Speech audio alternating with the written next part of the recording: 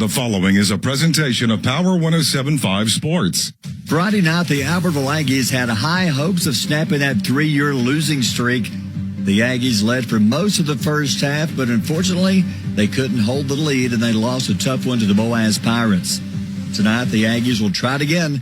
Tonight doesn't get any easier as the Florence Falcons come to town. Can the Aggies snap that streak? We'll find out in about 30 minutes here on Power 107.5. Albertville Aggie Football is on the air. Once again, Power 107.5 is your home for Albertville Aggie Football.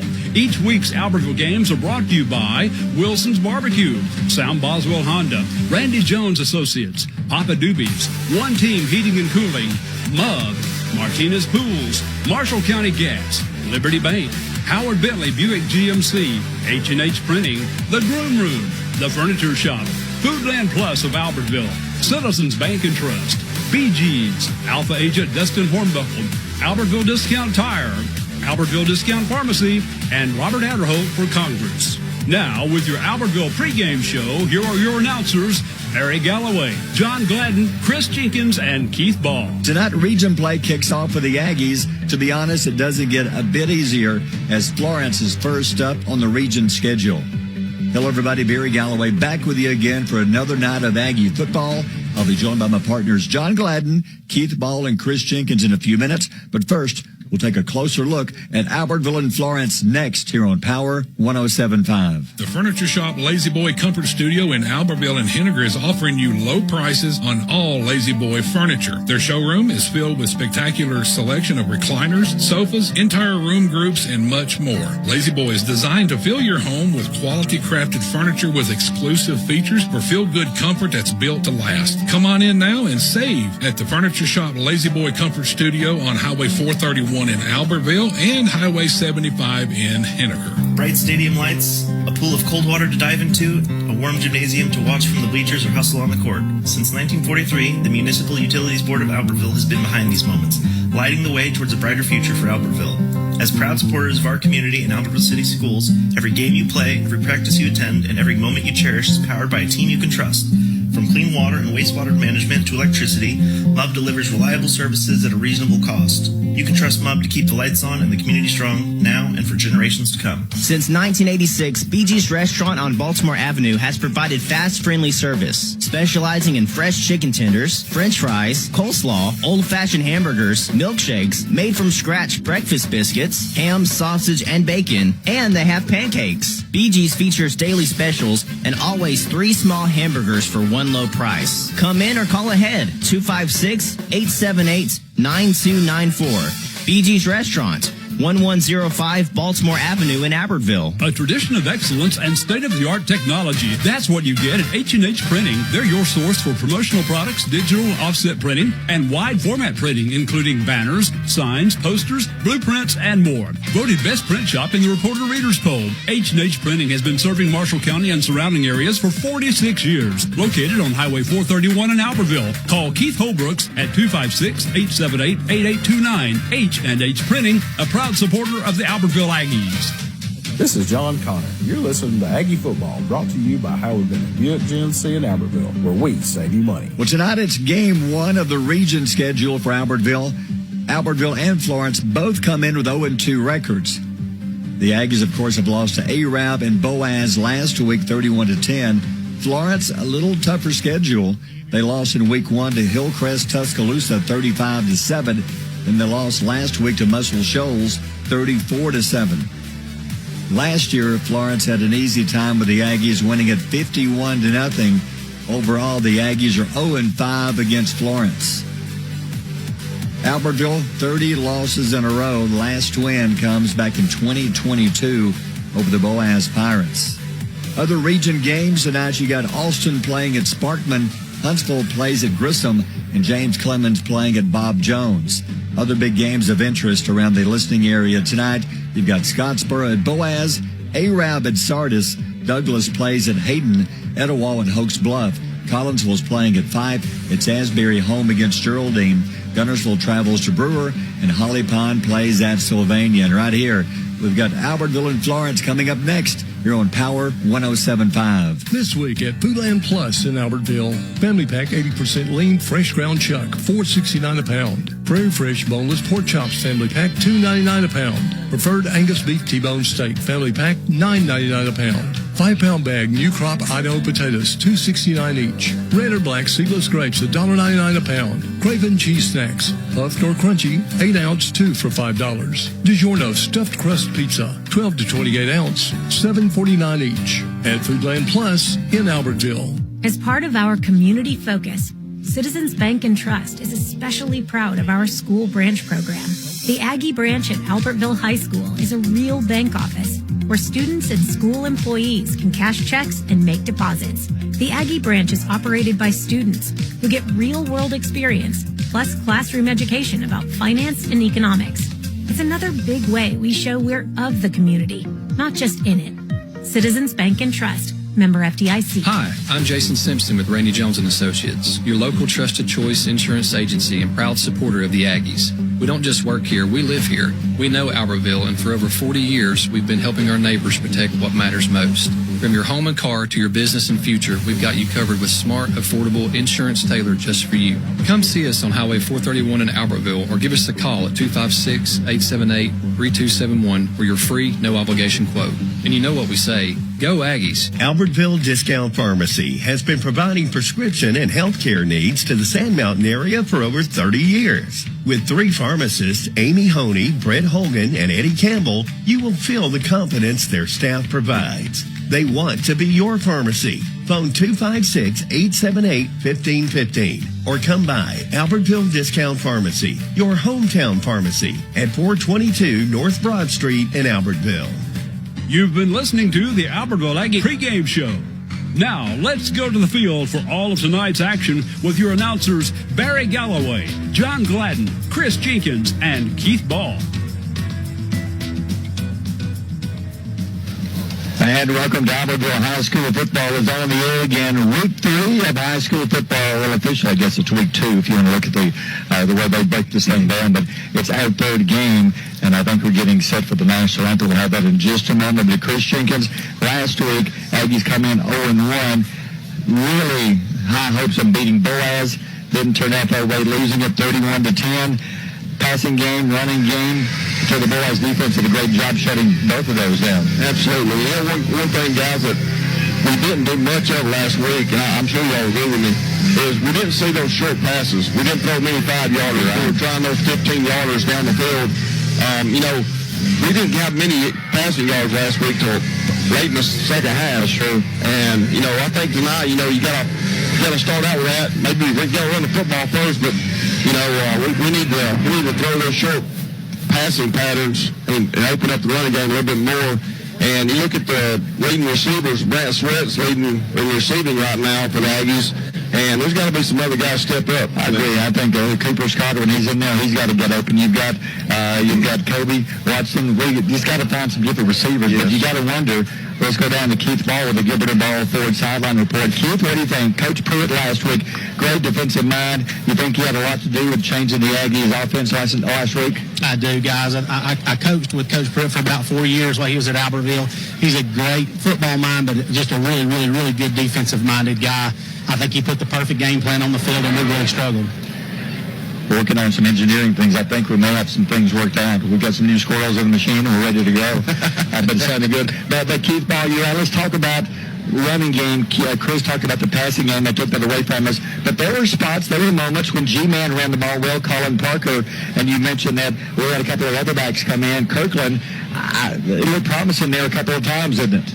It really did. You know, we've been waiting on G-Man to come alive the last couple of years. I think he got some snaps as an 8th grader. He's a 10th grader this year. He's kind of that hammer that really gets it after it up the middle. Colin Parker has been a guy that's really been a surprise. I don't remember him running the ball a whole lot last year at the varsity level. He is a senior. He's kind of that scat back that can really get after it, has a lot of speed, runs the ball really hard. He's one of those guys where he's one move or he's one guy away from breaking that long one. I wouldn't be surprised if we didn't say that tonight.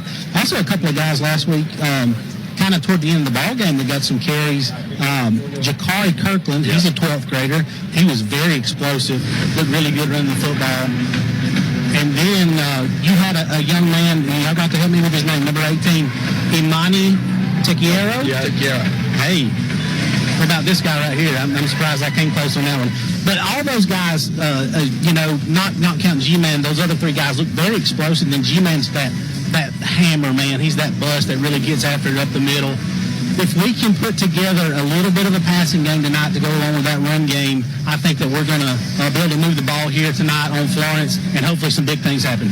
All right, it's a region game. We'll talk to John Gladden about the first region opponent coming in, the Florence Falcons, and more coming up next. It's Florence and Albertville football coming up next here on Power 107.5. Hi, I'm Jason Simpson with Randy Jones & Associates, your local trusted choice insurance agency and proud supporter of the Aggies. We don't just work here, we live here. We know Albertville, and for over 40 years, we've been helping our neighbors protect what matters most. From your home and car to your business and future, we've got you covered with smart, affordable insurance tailored just for you. Come see us on Highway 431 in Albertville or give us a call at 256-878-3271 for your free, no-obligation quote. And you know what we say, go Aggies. Albertville Discount Pharmacy has been providing prescription and healthcare needs to the Sand Mountain area for over 30 years. With 3 pharmacists, Amy Honey, Brett Holgan, and Eddie Campbell, you will feel the confidence their staff provides. They want to be your pharmacy. Phone 256-878-1515 or come by Albertville Discount Pharmacy, your hometown pharmacy at 422 North Broad Street in Albertville. The furniture shop Lazy Boy Comfort Studio in Albertville and Henniger is offering you low prices on all Lazy Boy furniture. Their showroom is filled with spectacular selection of recliners, sofas, entire room groups, and much more. Lazy Boy is designed to fill your home with quality crafted furniture with exclusive features for feel-good comfort that's built to last. Come on in now and save at the furniture shop Lazy Boy Comfort Studio on Highway 431 in Albertville and Highway 75 in Henniger. At Liberty Bank, we value our local schools and are proud to support all of our teams because this is our community too. To everyone who puts in the long hours of practice to help our kids win in life and on the field, we salute you. Whether you're coach from the sidelines, sell concessions, or score touchdowns, the Liberty Bank team is cheering for you. So from our team to yours, let's make it a great season. Liberty Bank. Local bankers serving local customers since 1971. Bright stadium lights, a pool of cold water to dive into, a warm gymnasium to watch from the bleachers or hustle on the court. Since 1943, the Municipal Utilities Board of Albertville has been behind these moments, lighting the way towards a brighter future for Albertville. As proud supporters of our community and Albertville City Schools, every game you play, every practice you attend, and every moment you cherish is powered by a team you can trust. From clean water and wastewater management to electricity, MUB delivers reliable services at a reasonable cost. You can trust MUB to keep the lights on and the community strong now and for generations to come. It's football time in Alabama. The players are hitting the field, the cheerleaders are firing up the crowd, the drum major is striking up the band, and we all stand for the national anthem. This is Congressman Robert Adderholt. While you cheer your favorite team this season, I'll be on President Trump's team shaking things up in Washington. When we stand on conservative principles, it's a win for everyone. I'm Robert Adderholt, and I approve this message. Paid for by Adderholt for Congress. This week at Foodland Plus in Albertville, Family Pack 80% lean fresh ground chuck, $4.69 a pound. Prairie Fresh boneless pork chops Family Pack, $2.99 a pound. Preferred Angus beef T-bone steak Family Pack, $9.99 a pound. 5-pound bag New Crop Idaho potatoes, $2.69 each. Red or black seedless grapes, $1.99 a pound. Craven cheese snacks, puffed or crunchy, 8-ounce, 2 for $5. DiGiorno stuffed crust pizza, 12 to 28 ounce, $7.49 each. At Foodland Plus in Albertville. This is Billy Ann with Howard Bentley Buick GMC. We want to wish the Albertville Aggies good luck this year. Whether you are on the field or performing at halftime, we are cheering for you. Check us out for all of your vehicle needs. From sales to service, we have you covered. And remember, it's always worth the drive to Howard Bentley Buick GMC. Go Aggies!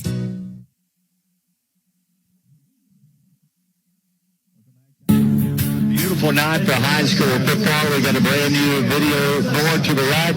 I think you've probably seen that from Walmart and Boaz. It was that big. But we're going to stand up now for the playing of the national anthem. So we'll keep it here.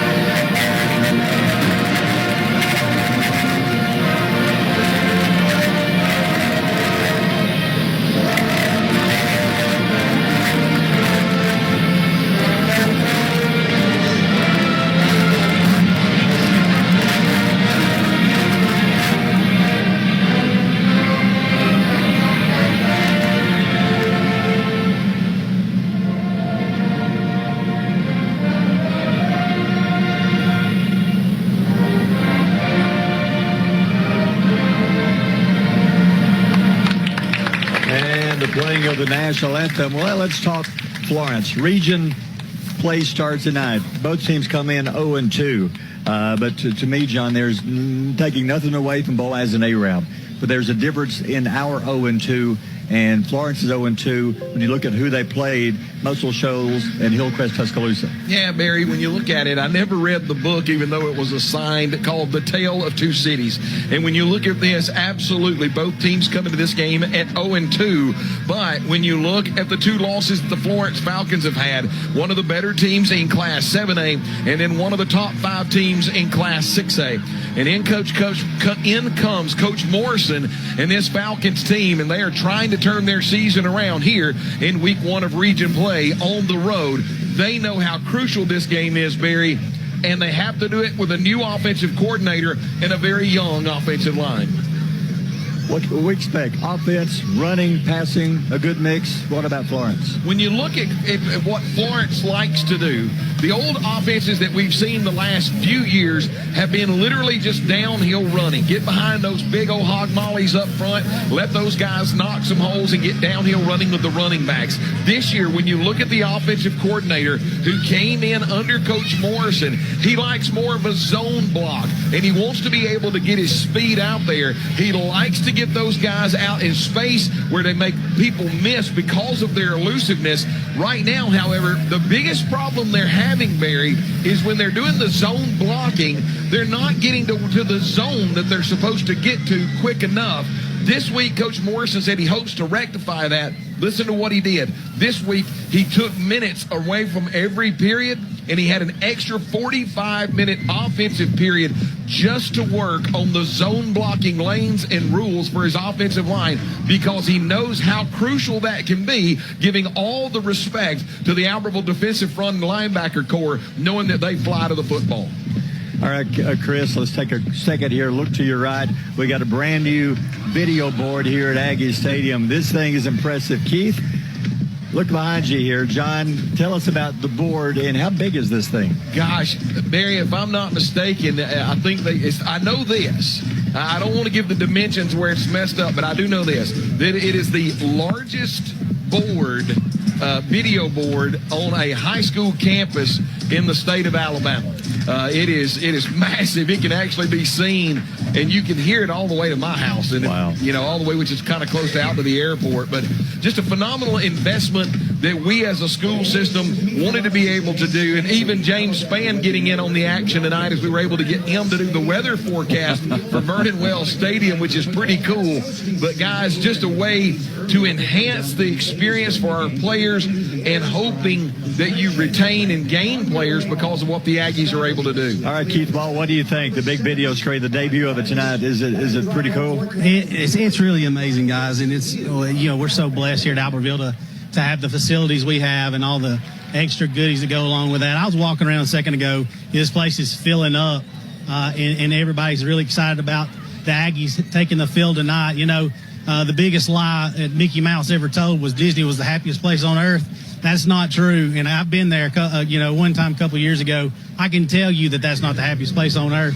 But I tell you what, I am pretty happy about being here tonight at Vernon Wells Stadium. This has got to be one of the most beautiful stadiums in the state of Alabama, and you add the biggest screen, the biggest scoreboard to it. This place is just amazing, guys. All right, before he gets busy, we got our young intern, Charlie Nash, up here. Charlie, how you doing? Good, how are you? I'm doing great. How do you like that video board? It's amazing. Okay, let's talk Aggie football. Your practice this week, coming off of the Boaz loss. How did they look in practice? It looks really good. Coach Weingarten came in hard, saying that's not how we are around here. Let's get better every day.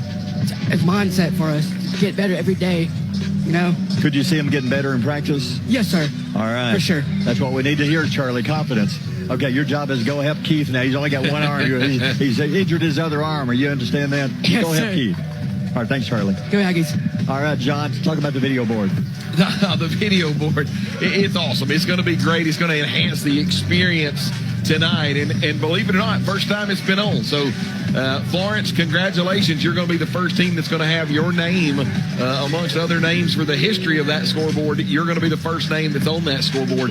Barry, we talked about the offense a few moments ago, but you would be remiss not to look at the defense of Florence, giving up, I think it was 34 points to Muscle Shoals and 35 points plus to Hillcrest of Tuscaloosa. Coach Morrison also knows that he's young up front on the defensive front, and that is where Coach Weingarten, when he and I had a chance to talk on Thursday night, the opportunity for the Albertville Aggies to take advantage and come out and be physical around that offensive line of scrimmage and try to move a younger offensive front around, move a younger defensive front around, have those drives like what we had coming out of halftime at Arab, an 18-play, 87-yard drive to put the ball into the end zone. However, when you look at Florence on the back end, guys, they've got Wade Barrett. Wade Barrett's number 9. He's going to be a safety. You're going to call his name a lot tonight, Barry. And he's also committed to Austin P with opportunities to maybe play at the other places as well. Jashad Pearson,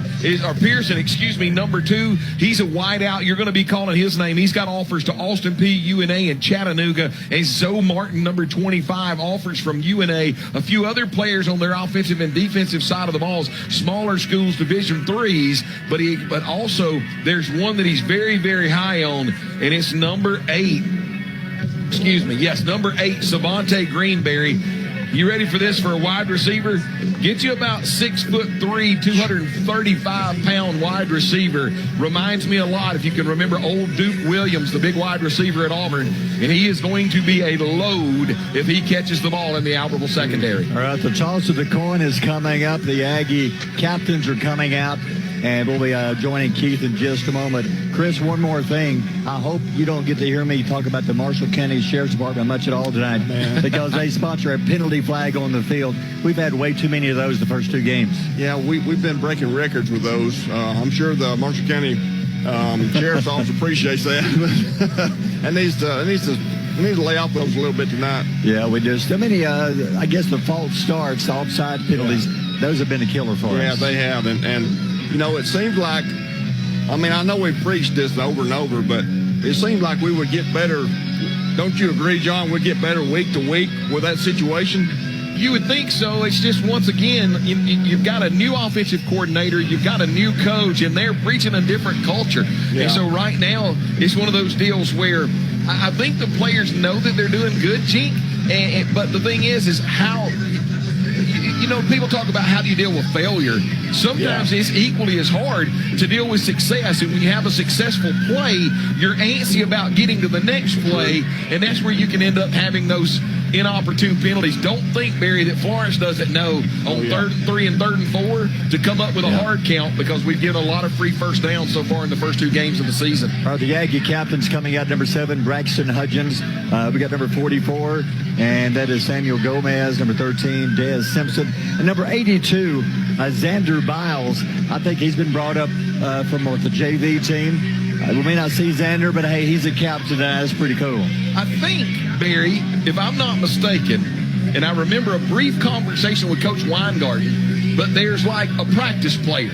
One of those players that just gave everything he had on scout team and did everything in practice that they like to recognize. I'm not saying that's that kid, but like you said, it looks like he may be one of the younger kids. He might be that scout team player that they brought up to be a captain tonight. Could be. Last year, Florence, easy time with the Aggies, 51-0. Aggies have never beat Florence. We're 0-5 against the Falcons. I noticed they left their giant Falcon tunnel at home. I guess it scared of bird flu. I don't know what I love the Falcon tunnel, though. Keith loves the Falcon. He's got many selfies made with that tunnel. It's one of my favorites, guys. It's a lot of fun to go hang out under the Falcon. I'm wondering. You're over there. And, I bet they didn't have a trailer big enough to haul that thing. He likes to tickle the feathers. Yeah. They knew Keith was a chicken farmer. That bird liable to be at the processing plant. That thing's big. Yeah, he liable to get his neck wrong over here. Yeah, the other region games, you got Austin playing at Sparkman, Huntsville at Grissom, James Clemens at Bob Jones. Some games of interest, Scottsboro's at Boaz tonight. You got Arab at Sardis, Douglas playing on the road at Hayden, Hoax Bluff home against Etowah, Collinsville at 5. We'll be seeing the Collinsville Panthers in a few weeks as we do the Collinsville Geraldine game. Collinsville, another good team this year. Against 5, we'll see how good Collinsville is. 5 had a big comeback last week. Well, they spanked Pisgah. You can tell Pisgah lost. They missed Coach Pruitt from last year's team. Yeah. But Geraldine playing at Asbury. Wow, what's the over-under on that one, I wonder? A lot. Yeah. And then you got Gunnersville at Brewer and Holly Pond playing at Sylvania. Hard to believe this, Sylvania looking for their first win of the year. They lost the first game off last week, so they're starting off 0-1. And that was two things that actually what you're talking about, Barry, is that Sylvania hasn't won one, but also one in our region. Do you realize if Sparkman loses to Austin at home tonight, they're going to come in to our field next week. They're going to be 0-3. They're going to be doing the same thing, looking to turn their season around. All right, here we go. The toss of the coin, and we'll bring it to you live as Keith makes his way to the middle of the field.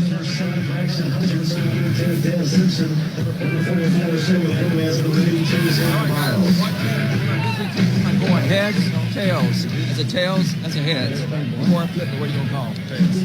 What do you call? You call tails. Drop it, we'll redo it, okay? It's heads. He won the toss. So the Aggies have won the toss, and the Aggies will defer to the second half. So Florence will get the ball first. Let's take a timeout coming back with the opening kick. We'll take a timeout brought to you by Weddings, Pageants, and Proms. It's Florence and Albertville next year on Power 107.5. This is Dustin Hornbuckle, your local Alpha agent. Good call or bad call, officials always have the final say in sports. And at Alpha Insurance, we know it's important for you to have the final say on the insurance plan we build for you. You'll have peace of mind knowing we will work hard to get you the lowest rates and best discounts available. Alpha Insurance, it's always a good call to call the Hornbuckle Agency at 256-744-7233 or stop by our office at 10675 U.S. Highway 431. As part of our community focus, Citizens Bank and Trust is especially proud of our school branch program. The Aggie branch at Albertville High School is a real bank office where students and school employees can cash checks and make deposits. The Aggie branch is operated by students who get real-world experience plus classroom education about finance and economics. It's another big way we show we're of the community, not just in it. Citizens Bank and Trust, member FDIC. Since 1986, BG's Restaurant on Baltimore Avenue has provided fast, friendly service, specializing in fresh chicken tenders, french fries, coleslaw, old-fashioned hamburgers, milkshakes, made-from-scratch breakfast biscuits, ham, sausage, and bacon, and they have pancakes. BG's features daily specials and always 3 small hamburgers for one low price. Come in or call ahead, 256-878-9294. BG's Restaurant, 1105 Baltimore Avenue in Albertville. A tradition of excellence and state-of-the-art technology. That's what you get at H&H Printing. They're your source for promotional products, digital offset printing, and wide format printing, including banners, signs, posters, blueprints, and more. Voted best print shop in the Reporter Readers Poll. H&H Printing has been serving Marshall County and surrounding areas for 46 years. Located on Highway 431 in Albertville. Call Keith Holbrooks at 256-878-8829. H&H Printing, a proud supporter of the Albertville Aggies. And we're set to go. The Aggies will kick off with their black jerseys, black helmets, and the white pants. Florence in their white uniforms, blue trim, and blue helmets. Kind of looks like some Etowah Blue Devil uniforms out there, John. It looks like Etowah Blue Devil. I would say Duke's away uniforms. And we are set to go. Game 3 for the Aggies, trying to snap that 30-game losing streak. Phillip John to kick off. And the kick, high kick, short kick, a good placement. It's going to big drop. Ball is loose, bouncing around. Aggies are fighting for it. Let's see. Wow. There's a huge pile at the 26-yard line. I think Florence may have fallen on it. It did. There was one guy, one white jersey in that area. Number 94 for Florence. His name's Mitchell Boyd, Barry. One player, and he's surrounded by about 4 Aggies, and when they all fall on the ground, he gets on the ground first. Wow. An opportunity gone by the wayside there. Man, what a break that would have been, Chris. Yeah. Starting inside the 30-yard line, that would have been great. So Florence will start on the 26-yard line. Here they come. Quarterback be number 10 getting the start. Is that the 9th grader? Looks like Coast and Mahan, they have 2 going. So Mahan, that's a 9th grader, 6'2", 225. Wow. I'd have loved to have been that size in 9th grade. Like a young Tebow back there at quarterback. One back behind him. So we're set to go. First snap from scrimmage, game 3 of the season. Great crowd on hand here for the Aggies. Hands off, bounces left side to the 25-30. He's got room. 35-40, 45, knocked down, 45-yard line. I'm with you, Keith. I saw some holding, no flag thrown, but it's going to be a gain of about 19 yards. Keith, all that was, we talked about zone blocking and getting the speedsters, your athletes out in space, nothing more than just student body right. They were able to find some lanes in that zone blocking and get upfield for first down. First down to the 45-yard line, 19-yard run. Falcons on the move. Quarterback throws, quick pass, right side, got his man, 45, cuts, got him, 50-yard line. Nice job by the Aggies. That was Tate Prater making the tackle, a gain of about 5. Tate Prater, great job lined up against number 8, Savante Green. We talked about how he's going to play at the next level. He is a big guy to be a junior, and Tate Prater comes up, gets down about thigh-pad level, and a great open field tackle. Make that number 11, Cade Davis, the quarterback. He's the elder of the two, 6'4", 215, a senior. Man, they've got some big quarterbacks. 2nd and 5, man in motion. He hands off to him into the backfield. They got him way back to the 37-yard line, leading the charge. Keegan Thompson. There's a flag on the far side of the field. Usually that's when they catch the offense guilty of something. I hope it wasn't a face mask. Yeah, that's what I was wondering. So there is a Marshall County Sheriff penalty flag on the field. Let's see. Oh, it is a face mask on Albertville. Yep.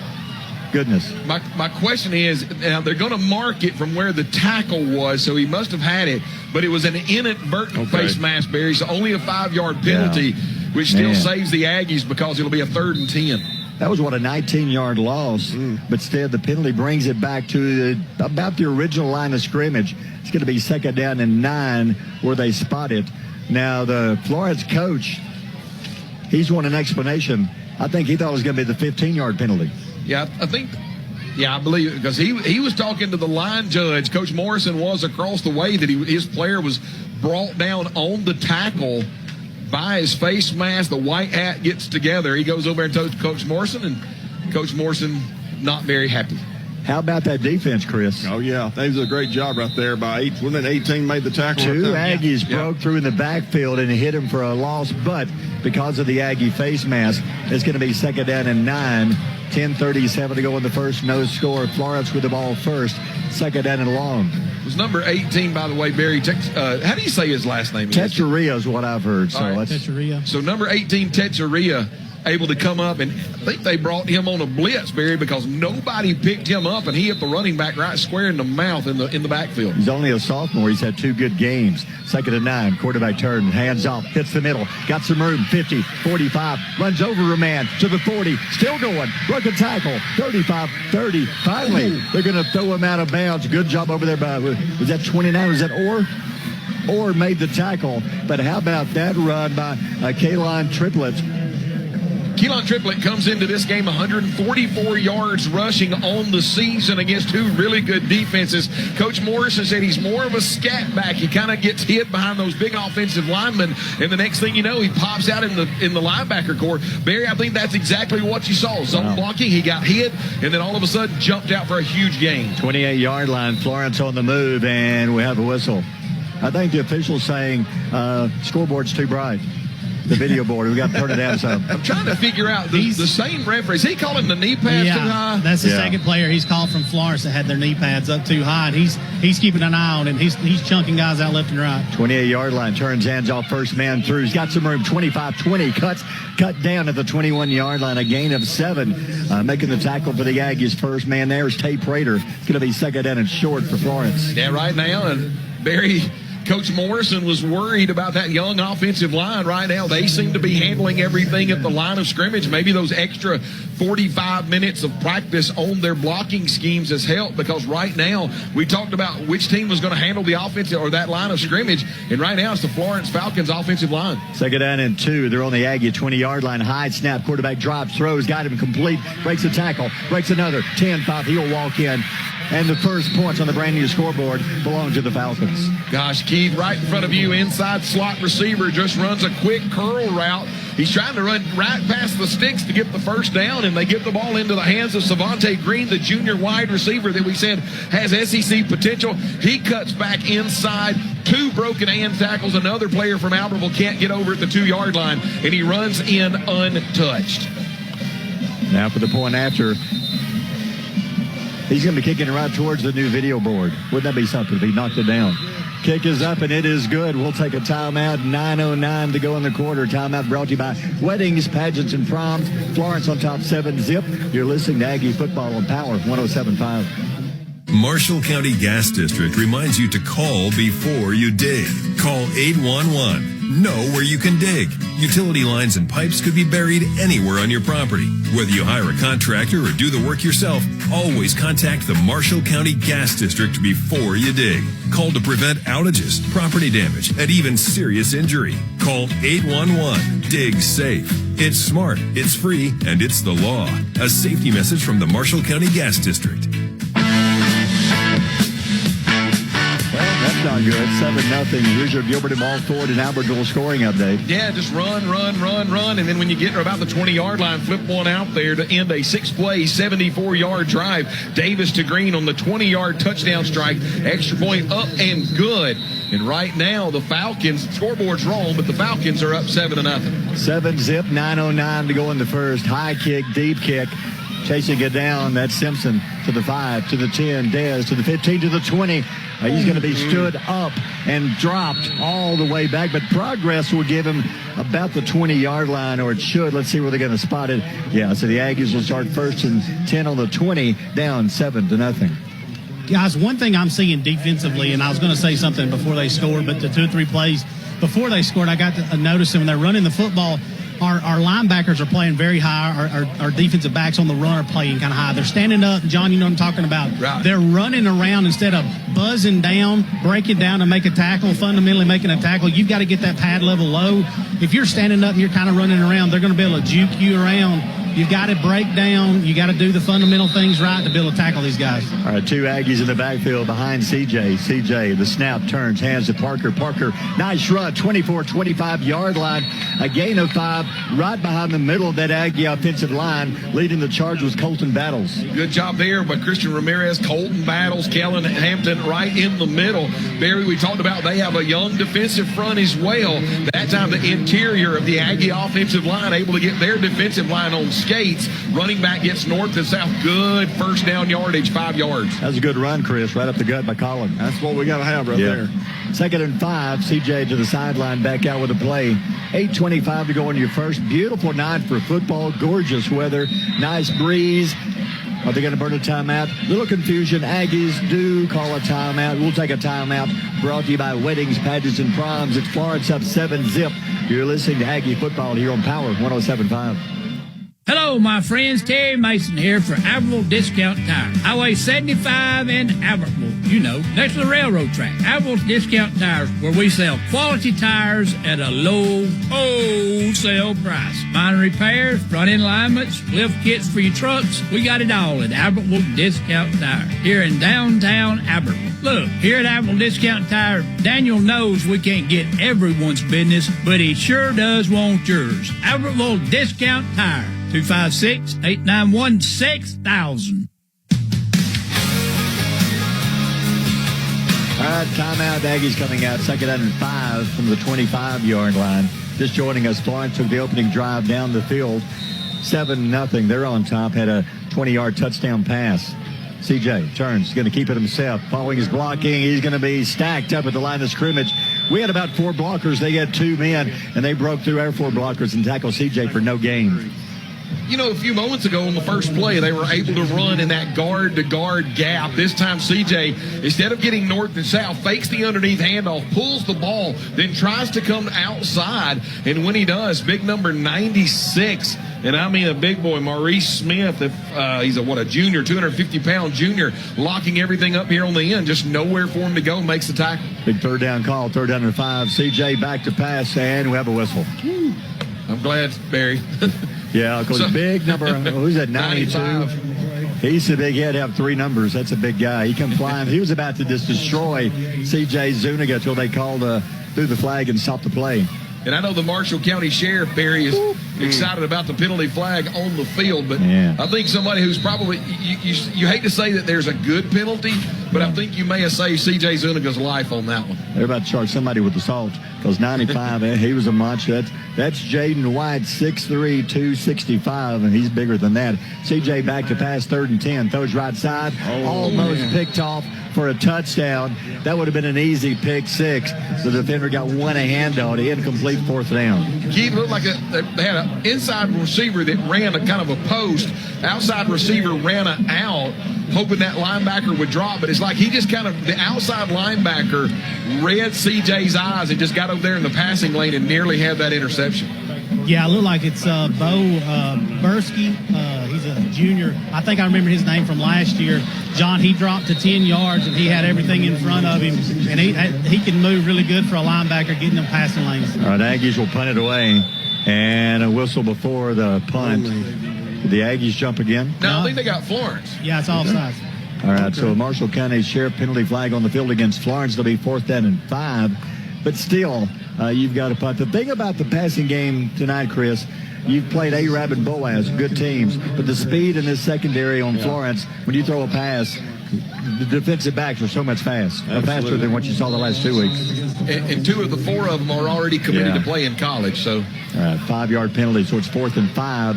CJ moves up 5 yards. The kick, good, low, line drive, is going to bounce. Aggie bounce right into his hands.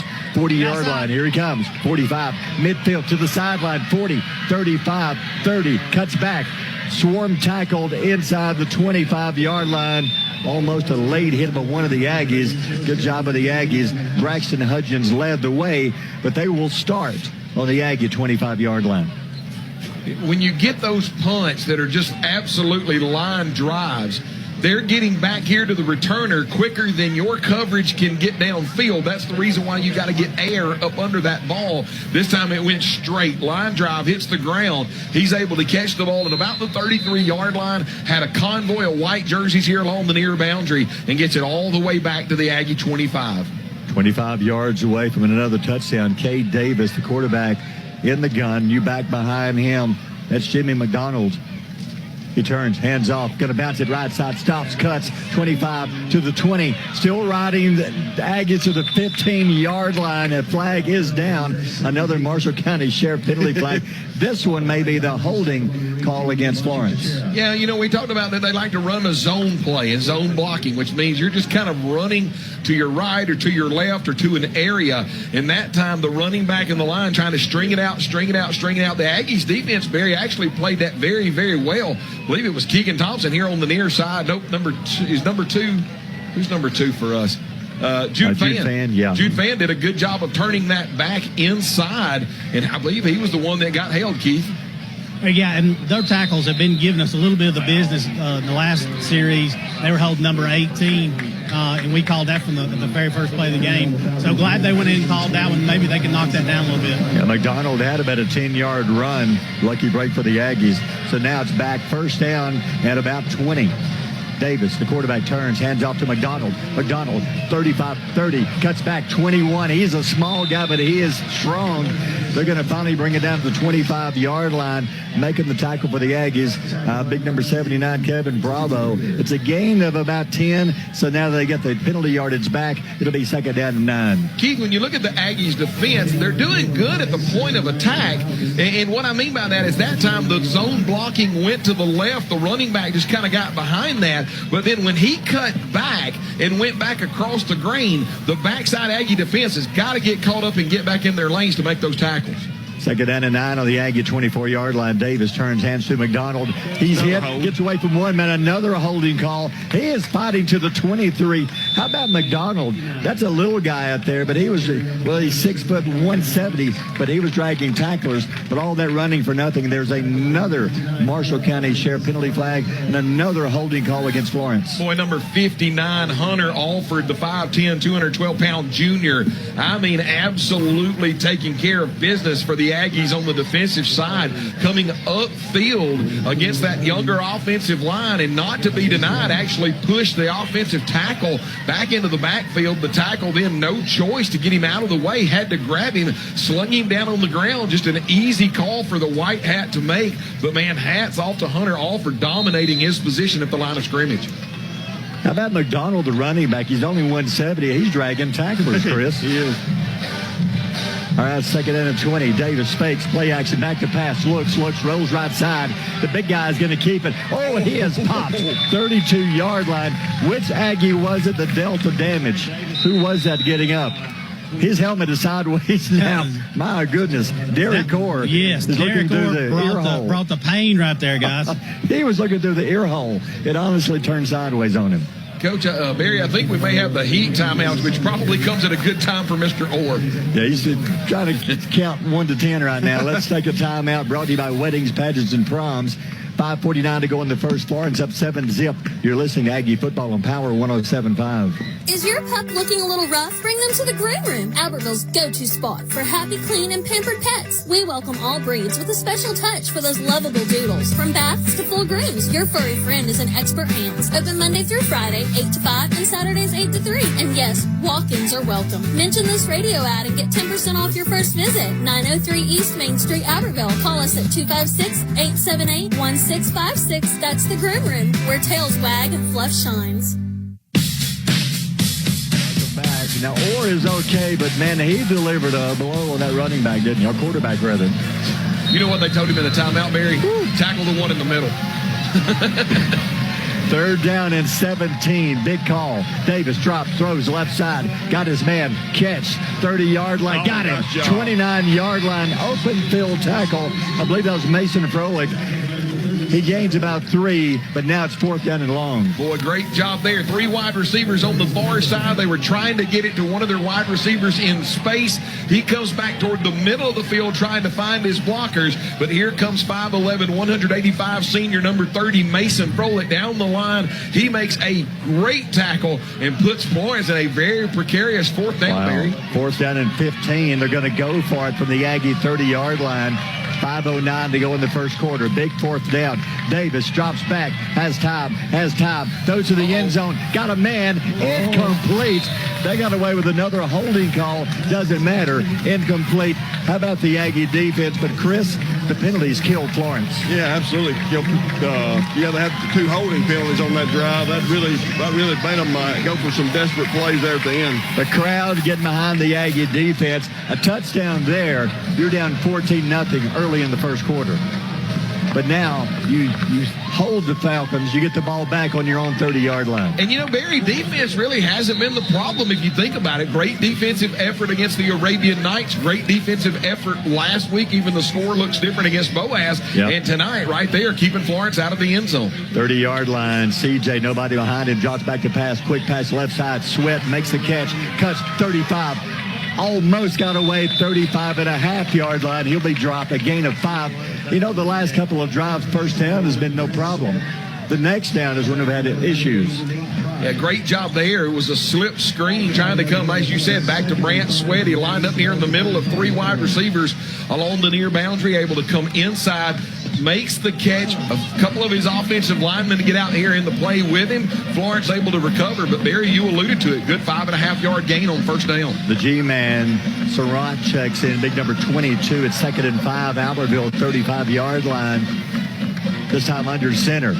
Zuniga, hands off. Parker following his blocking. Not much there. A yard, maybe yard and a half. We'll give him a gain of a yard. 3rd down and 4 coming up.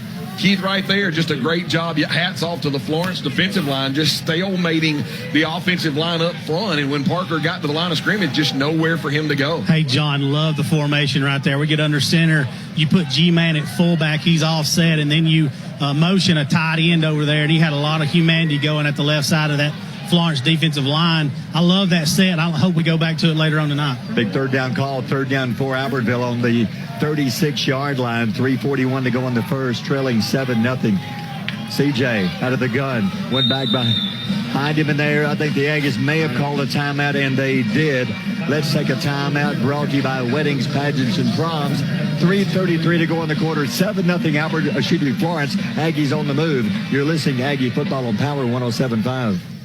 Dreaming of the perfect backyard? Now booking for next year. From stunning 3D designs to one-on-one service, Martinez Pools will bring your vision to life in 2026. Vinyl, fiberglass, or Gunite pools, landscaping, sod, irrigation, and waterfalls, outdoor kitchens, hot tubs, and putting greens. Full turnkey service from start to finish. Schedule your spot now. Our openings for next year are limited. Call 256-452-8464 today to reserve your project and make your home the place where kids come to play and memories are made. Welcome back. You know, I like the timeout. Whether what the reason was doesn't matter. This is a big third down call, Chris. We need a first down. You got to have one right here. No doubt. All right, third down 4. Aggies on the 35. Make it third down and 5, we'll call it. 3:33 to go in the first. CJ out of the gun. 2 men wide to left side. And would you believe it? Coming out of a timeout, the Aggies jump. 5-yard penalty. Sorry, Barry. Can we just put an asterisk if anybody's listening to the broadcast and they hear me go, that means we just, you come out of the timeout, you've got a play called, you know that your offensive linemen are really antsy to get to their blocks because they know it's a crucial play, and then all of a sudden, you kind of get the yips there a little bit, and one of the linemen leaned forward enough to where the umpire caught him, and unfortunately it goes from third and manageable, Barry, back to third and very long. You know, that changes your play call. You could have tried running G-man, maybe off tackle, but now you've almost got to pass. Florence knows it, and they're sending the 3 of the biggest guys you've seen in a while after CJ. CJ drops back. Here they come. Short pass. Brett makes the catch, but it's only a 2-yard get. No, incomplete. Regardless, it was still going to be fourth down. It's a good attempt right there. It was actually thrown behind him. And Brant Sweat, a junior, 5'10", 160. I think he used every bit, Keith, of that 5'10" to try to bring it in and just hit the ground a little bit as he was bringing it into his body. Yeah, way behind him and showing some really good hand strength right there to be able to bring that one in. Go back and look at that formation. He went inside. I think that double move will be there later on. If you get Brant down the sideline, I don't know if they can run with him. That's a tough play. Now you're looking at a 4th down and 9. Aggies will have to punt it away. CJ high snap. This time low line drive is going to bounce away from the return man. He's having to chase it. Still chasing it. Back to the 25. He drops it. Picks it up. They go. He gets away. He's breaking free to the 20. Now the Aggies got him. Back to the 10-yard line. What a job by Braxton Hudgens. There is a flag down. Usually that may be against the defense. Usually for the return team for holding. You would think. Let's hope. Let's see what they got right here. Well, Coach, they were giving Jude Fan the business over here on our sideline, big time. Coach Weingarten, he's upset. It's back at the line of scrimmage where the punt. If anything, it's got to be a holding against Florence, you would think. But, you know, if it's a holding call before the kick, there'd be a 10-yarder. Could it be enough for a first down? Let's see what the call actually is. Could be a personal foul. That would be a first down. It looks like it's going to be against Florence. Now, the ball is all the way back at the Florence 15-yard line. How about that kick? Looks like, did he just signal face mask against Albertville? I think he did.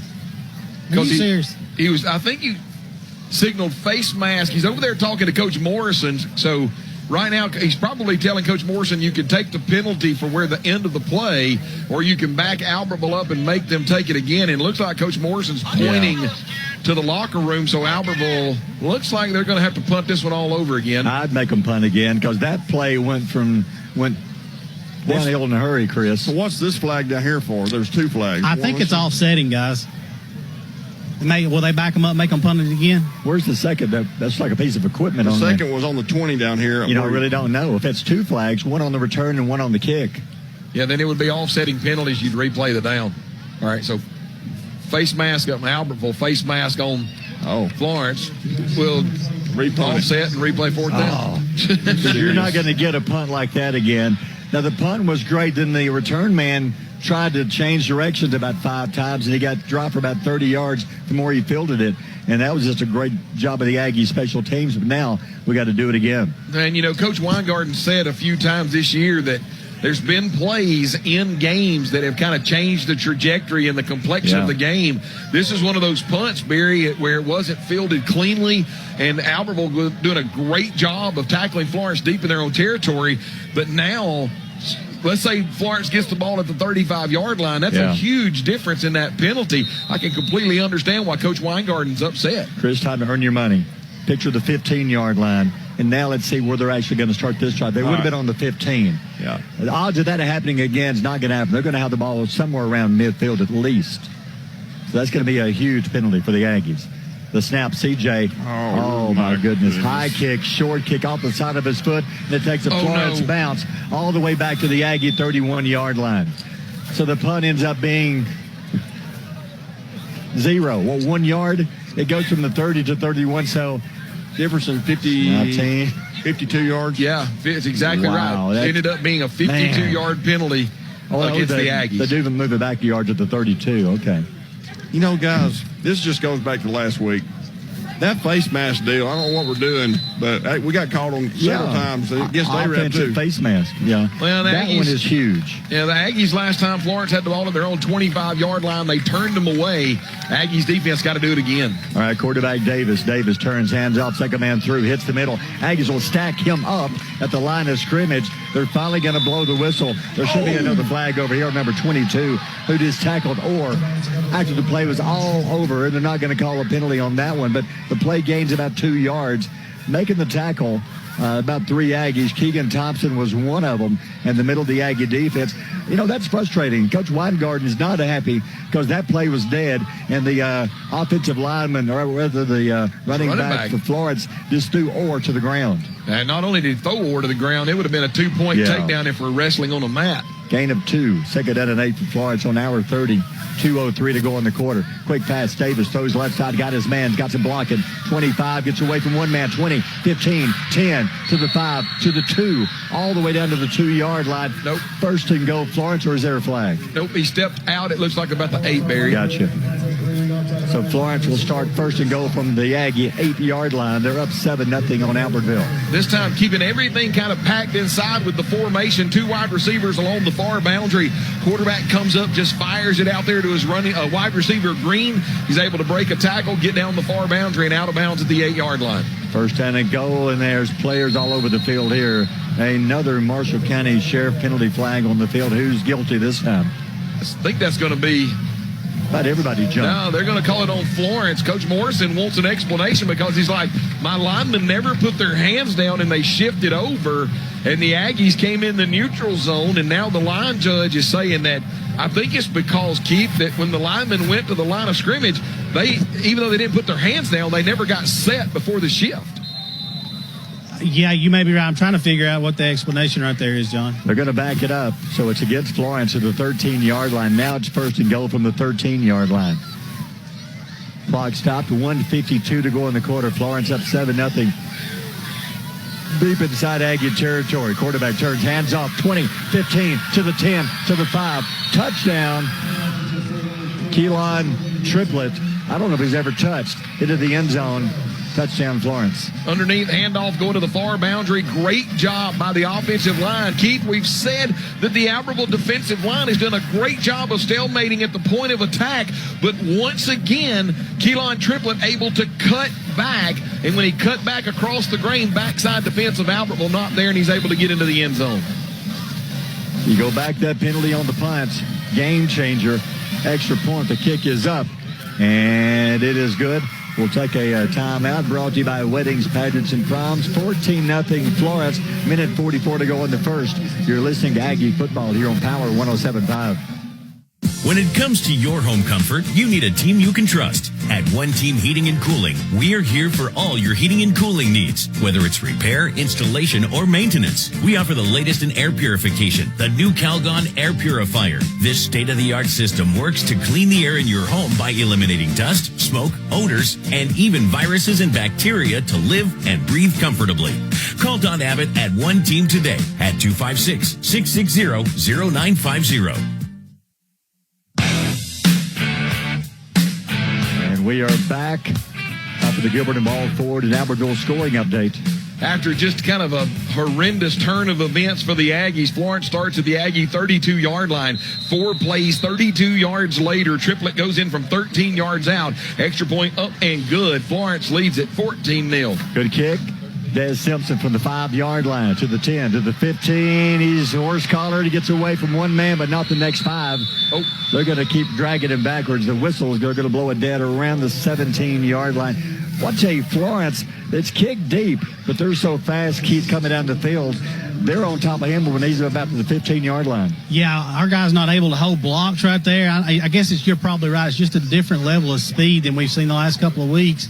Our blockers are 10, 12 yards past where they're breaking through, and then Dez is back there. He's trying to outrun or juke 7, 8 guys. I'm not sure letting that one go in the end zone is not a better option. Got to get something going, Chris. Defense, Florence had great field position. Their back was against the wall. Offense got at least to get the first down.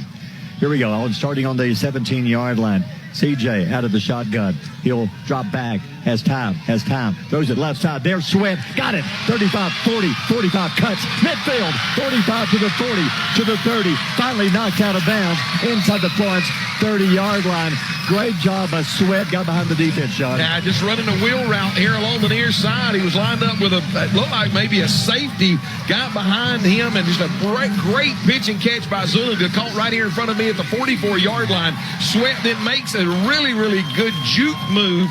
Makes a Florence player miss, continues down the sidelines until he's knocked out of bounds at the 28-yard line. That is a huge play for the Albertville offense. Chris, that's the pass CJ has been missing the first 2 games. Yeah, 52 yards, guys, to Brand Sweat. Hey, let's continue that, guys. First 2 games, he was overthrowing the receiver. That was a perfect pass.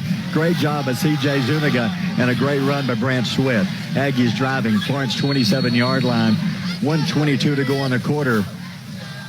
Is there a timeout? I wonder if they're working on the chains. Listen, Albertville may have got a break right there. Something about Tate Prater. They're pointing towards his neck. So there was an equipment problem, or what was it? I don't know, but whatever it was, there was confusion with CJ and the coaching staff, and he kind of got bailed out by the line judge on the far side, who kind of said it was a timeout. You got 2 men on the line of scrimmage. All right, Brand Sweat wide right side. Parker Gibson checks in as Prater had to check out momentarily. Not sure what the deal was. The officials have stopped everything. Now we're set. Aggies driving. Florence 27. 1:22 to go on the first. Aggies trail 14-0. Hands off. Kirkland 27-26. They're going to drive him backwards. Jakari Kirkland.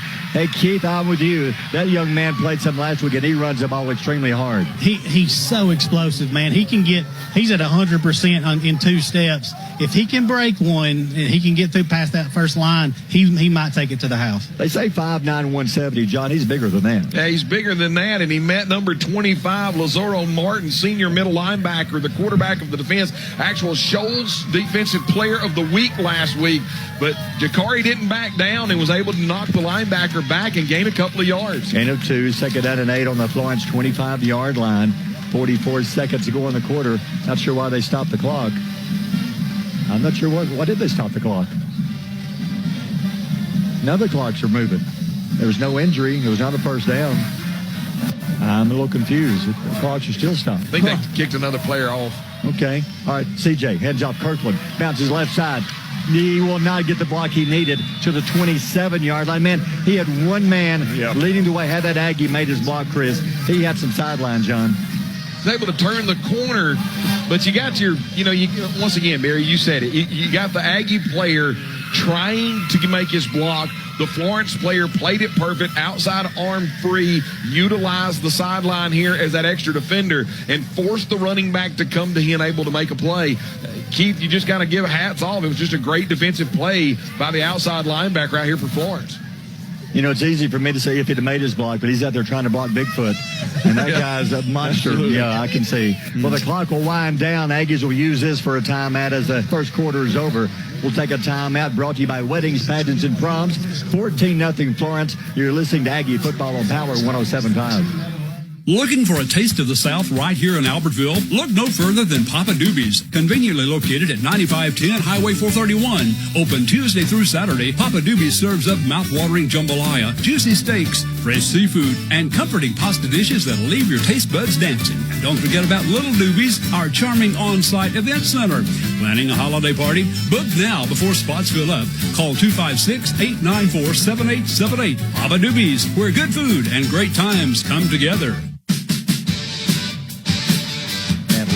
off of Doobies. That'd be good right about now. 14-0. Aggies are down to, best drive they've had so far. How about the big pass play to Brant Sweat, Chris? Yeah, 52 yards, guys. And that was beautiful. All I was talking about there during the timeout, how beautiful that pass was to him, right in his hands on the stride. He's been barely missing that pass play the first two games, Sean, but overthrowing by a yard or two. That was the best pass he's thrown all year. Yeah, and once again, remember, you got a new offensive coordinator that's asking CJ to make some different throws, and it's just repetition, Barry. Just having to do it over and over and over. You cannot simulate game speed. And this time, CJ, I think the game of the new offensive coordinator and Coach Weingarten is now starting to come to CJ, making some good decisions at quarterback, making some good throws. And right now, with the ball inside the 30-yard line, the Aggies need to keep the drive alive, Barry, at least come away with some kind of points. Checking into the games, Cooper Scott. You've got Scott and Kirkland in the backfield. You may say some kind of little wheel route from Cooper Scott down the sideline. 3rd down and 10. CJ. Nope, actually, Cooper Scott's running the Wildcat. The snap to Cooper. He's going to try to bounce it right side. Stops, cuts. Somebody got a face mask. They're going to drive him back. But, Keith, I'm with you. That's a face mask on Florence, don't you think? Yep, he's already signaled it, so we're going to move them up. We're going to get 5 right there. Do you throw it to the end zone, guys? 3rd and 5? Well, I tell you, I like that play call, John. Putting Cooper in. He's a much faster runner than CJ. Had you get around the corner, he's got some sideline. Yeah, it looks like it's going to be the 5-yard variety. Keith, I like it with you. I mean, you just got a free 5 yards. It's still going to be 3rd down, right? 3rd down and 5. I mean, why not put Cooper in there and do that again? Sure. Guys, right now, looks like CJ's out of the game. Parker Gibson's in the game. You know, Cooper is staying in. Are they going to run him? Yeah, Gibson checked in. Cooper checked in. Is CJ okay? I'll see if I can. Yeah, it looks like he's okay. He's standing behind Coach right now. May just be trying to make a change. They're going to run the Wildcat again. Cooper lines up in the backfield. Let's see if he might throw one. 3rd down and 5. The snap to Cooper. No, he's going to run. Follows his blocking. Almost another face mask. 23-22. As he lowered his head, somebody barely, the hand kind of grazed across the face mask. He picks up about 3. It's going to be 4th down and about 3 from there. And that time, I mean, you got to give credit to Christian Ramirez, Kellen Hampton, Colton Battles there in the interior part of the line. Snaps it back to Cooper Scott, who fakes the handoff to the running back coming across, the wide receiver, should I say, coming across the formation, gets north and south. And Barry, they did not give him a very favorable spot. Not. They actually backed it up another yard. Yeah. So what you called 4th and 3 is now 4th and 4. CJ does check back in. Yeah, you got to go for it. You're down 14-0. Need a spark. One man wide left side, 2 to the right. CJ fakes the handoff option, pitch back. Got it. To Parker. Parker stops, cuts, dives. It's close. It is close to a 1st down. The official on the far side is signaling 1st down. Let's see if he's the man with the seniority here. Let's see. They're going to. Yep. It is close. They're going to say 1st down. 1st down. Somebody. Yeah, Albertville got it. Line judge came in and said he's going to move the chains down there, Barry. Okay. What a great job. They snap it back to CJ. Speed option going to the far boundary, and he's not going to get his name anywhere in the papers, but number 55, sophomore Bray Patterson, crucial block so that they could turn the corner and get that 1st down. 1st and 10 on the Florence 17. Early 2nd quarter, Aggies down by 14. Hands up the middle. He's going to be hit at the line of scrimmage, fighting to the 16. Still being pushed, 14, 13-yard line. That's about a 4 to 5 yard gain. Was that a new back in there? I think it was Hudgens. So was that Hudgens that moved over from tight end to running back? Yeah, they played him as a fullback, guys. Had his hand on the ground. So first time that we gave that dive play this year. Gain of 5 by Hudgens, the big tight end / fullback. I like that. Now he'll split out to his tight end spot. 2nd and 5 on the Florence 13-yard line. CJ hands off up the middle. Ooh, he's going to be hit at the line of scrimmage. He actually turned his body sideways when he was hit. That's dangerous. Well, they've checked in a new lineman, number 78, Brian Ferdinand, senior, 6'2", 280, over here at this guard. And I don't know if they were supposed to double team the nose and try to push him down, Keith, but when they did, it allowed that middle linebacker, that Martin kid, the 25, the senior middle linebacker, just an easy lane for him to run right off into that hole and meet the running back in the hole for no gain. I tell you what, if he pulls that last one, if he pulls the dive, runs it around the end, CJ's got a lot of running room over here. All right, no gain, 3rd down and 5 on the 13. CJ 2 backs behind him. He'll turn. Pitch it to Kirkland. Kirkland stops, changes directions, tries to cut the corner to the 11. No. He got that on his own. That one, maybe yard and a half, like a busted play of sorts. Just lucky he made something out of nothing. Keith, did my eyes deceive me, or did he? I'm looking at the replay of it. It looked like he bobbled that ball, and by the time he got a hold of it, where he wanted to go, a bunch of white jerseys were there, and then he just made something out of nothing. I think that pitch was just a little bit short, too, so he just kind of improvised, grabbed the ball, went back the other way. I thought he was going to have a lot more room than he did. Man, I tell you what, this defense has got a lot of speed. So it's going to be 4th and about 3.5. They're just inside the 11-yard line. They've got to go to the 8. Here we go. The Aggies, 4th down, going to go for it. CJ pitches back to Kirkland. Kirkland needs a block. They got him back at the 11-yard line. How about that speed? A defensive back came from all the way around the corner. Is there a flag down? Yeah, guys, so let me go ahead and get this one right here in front of me. Yeah. Florence player throws a punch. Punches are blocking back in the face. He's probably going to have his night over with. And he's talking trash as he leaves the field. Yeah. And guys, you know who that is? Let me tell you who that is. That's number 25. That is the senior middle linebacker. That's the quarterback of the defense that calls and makes those calls down there, Keith. This could be a huge ejection for this football game when you take the quarterback of the defense off the field. Yeah, if they eject for throwing a punch, he's going to get ejected. Not only did he throw a punch, he landed a punch. I can tell you who he is. He's about to be called Bus Man. He's about to get to ride the bus. Mm-hmm. So, John, real quick, I know they stopped us on 4th down. Is that going to be 2 penalties backing them up, and they're going to still have the offense, or do we retain the ball? So the question that they may have to come up with now, according to the way that I understand the rules, and I don't know if I do understand them correctly, was it after the play was stopped? And if it was after the play was stopped, then it's a post-possession foul. But it looks like they're calling both of those while the play was going on. And they're going to get 2 back-to-back personal fouls, and that's going to move the ball, and it's going to give Aggies the first down. How big is that, Chris? Wow. That's because the play was basically over. It's going to be a loss of a yard or 2. The defender came around from the end and tackled Kirkland in the backfield for a loss, but then it all broke loose and got 2 penalties. So now the ball was on the 11, so I guess is it going to be half the distance than half of those? 2 penalties, both marked off, or just the one? Well, I think it's half the distance in the Because one happened after the play was completely over. Now, you want to see Coach Weingarten come unglued? They're going to call them post-possession fouls after the stop, and they're going to back up Florence, and it'll be Florence's football. I think that's what they're going to call it. I think that Coach Morrison across the way said, we have the stop. Both of those flags were after the play, post-possession foul, so it's going to be Florence's football. Wow. Gosh, another huge turn of events. And Coach Weingarten shaking his head, just cannot believe the luck, the bad juju that we've got going on right now. And the ball is on the Florence 3-yard line. That would have been Aggies' first down and goal with the football, but now Florence has it.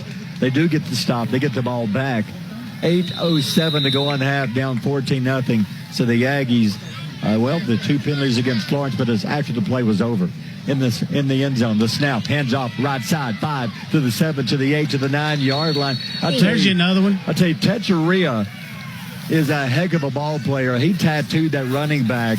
Is there a flag at the end, or is it?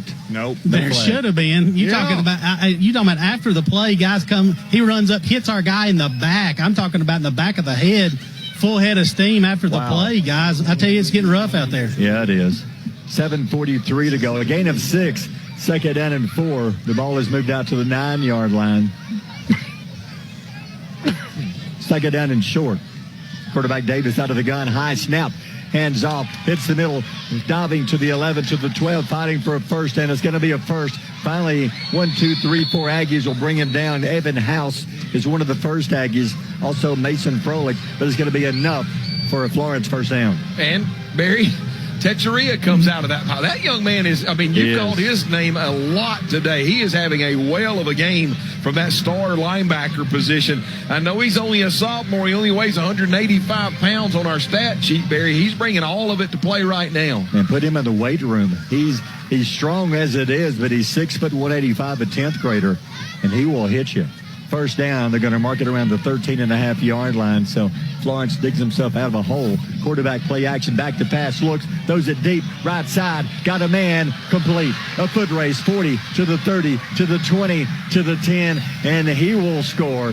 About an 87-yard touchdown play. Then run the ball. This time the quarterback fakes the underneath handoff, running a wide receiver on the far side, runs a stop and go. The cornerback for Albertville squats on the route. The wide receiver runs past him, and the only way that's not going to be a touchdown, Barry, is if he overthrows him. The running back runs underneath it literally at the Florence 47-yard line, and there's not a soul in the same zip code with a black jersey to chase him down. A huge turn of events in this ball game. How bad does that hurt, Chris? Wow. I'm going to get the calculator out. You had them backed up to the 3-yard line because of the penalties, but now an 87-yard touchdown pass. The kick is up, and it is good. We'll take a timeout, brought to you by Weddings, Pageants, and Proms. Florence increases the lead to 21-0 with 6:39 to go in the half.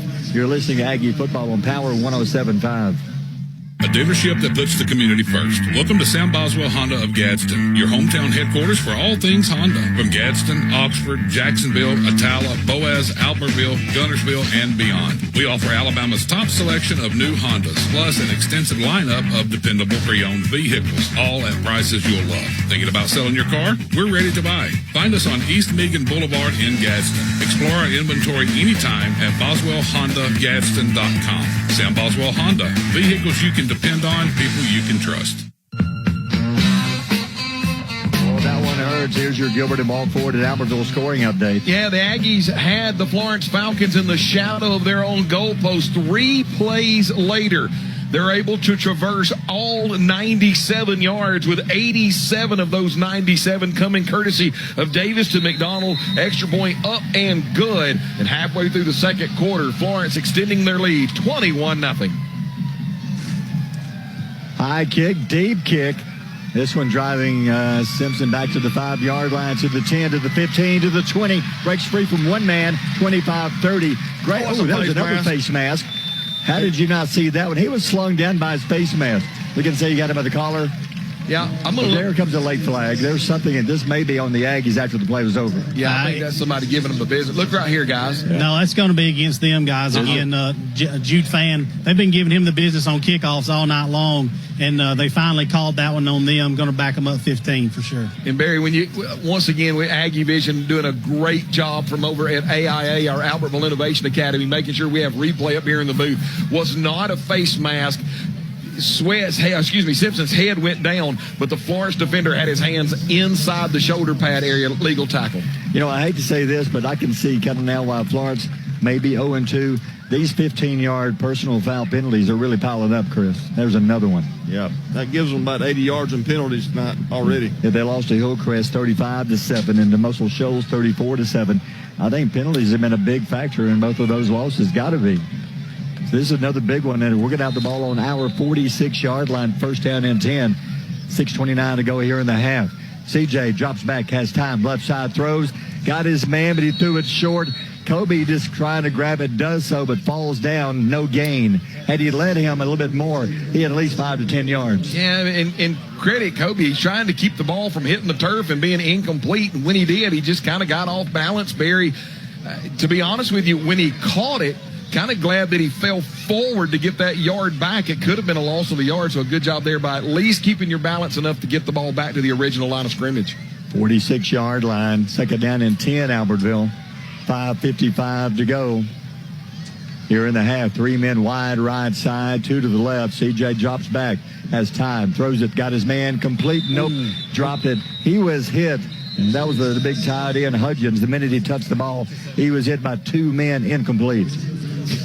You talk about Hudgens coming out and just squatting down in a route, and CJ saw him, threw the ball to him right there, but 26 and 23 converge on him at the same exact time, jar the ball loose.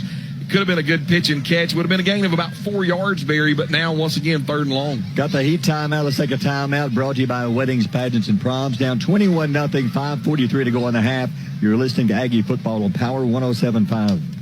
Wilson's Barbecue in Albertville. The little store with big barbecue. Invite you to come enjoy delicious barbecue before going to the big game. Check out one of their many specials like barbecue salad, barbecue sandwiches, plates, ribs, and chicken. All meat served by Wilson's Barbecue is fresh, never frozen, cooked and pulled daily. Wilson's is open Monday through Saturday, 10 a.m. to 6 p.m. You can call in your order at 256-878-5213. And we're back with Aggie Football presented by Power 107.5 and Howard Bentley Buick GMC.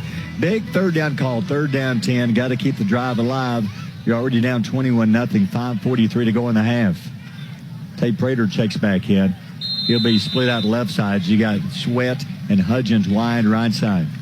CJ, nobody back there with him, drops back. And there's another Marshall County Sheriff penalty flag on the field. Got to hold your water. I know you want to get downfield. I know that you're trying, and you haven't seen the speed over the last 2 weeks that you've seen this week. You're trying to get into your route. You're trying to get the first down.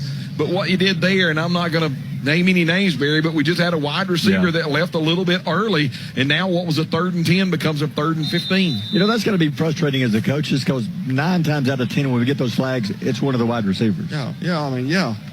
Yeah. The linemen, for the most part, doing their job. Occasionally they'll get one. But now it's 3rd and 15. Now you'll think Florence is going to send the house. That's why the Aggies put 2 men in the backfield with him to give it a little protection. CJ drops back, and here they come. The big guys are coming, rolling right side. He just throws it away into the crowd. He saw what was coming. There were 3 Florence Falcon defenders in his face. He was just running for his life that time. And Barry, what makes me upset on that play, and Keith, I think you know where I'm going to go with this. They dropped 8 and rushed 3. And by the time CJ got the ball in his hands, the 3 Florence Falcons were already in the backfield, 3 versus 5. CJ can't even look downfield because of the pressure. You got to give your quarterback some time. Yeah, you nailed it, man. 3 on 5, you've got to be able to hold your water a little better than that. Yeah. Give him a little more time. We could have maybe had something over here with Brant Sweat, but you got to give the man time. Aggies will punt it away. CJ going to roll. They're going to fake it. He throws. He's got Kobe Watson complete. 45 midfield to the 49. That was about an 11, 12-yard gain. It's still about 5 yards short, but Kobe Watson was 1 man away from breaking that down the sideline. It's a great play because ended up that Florence was bailing out of there. But once again, you got 2 guys back there. You've got Walt Barrett and you've got the other Zoe Martin back there. Both of those guys going to play football on Saturdays. They didn't completely bail out. They kind of saw what was happening. It was a wheel route out the back door. They were trying to catch Florence and surprise them. And when they get it out to Kobe out there in the flat, you're right, Barry, a lot of green grass in front of him. But those guys came up, converged, made the tackle, and Florence now starts at their own 49. It almost worked. A good fake punt. Florence has it, though, 49-yard line, first down and 10. Quarterback Davis, man in motion left side, drops back, looks. He's going to roll to his left side, gets away from 1 Aggie to midfield to the 46. He'll dive to the 46. There was a block in the back.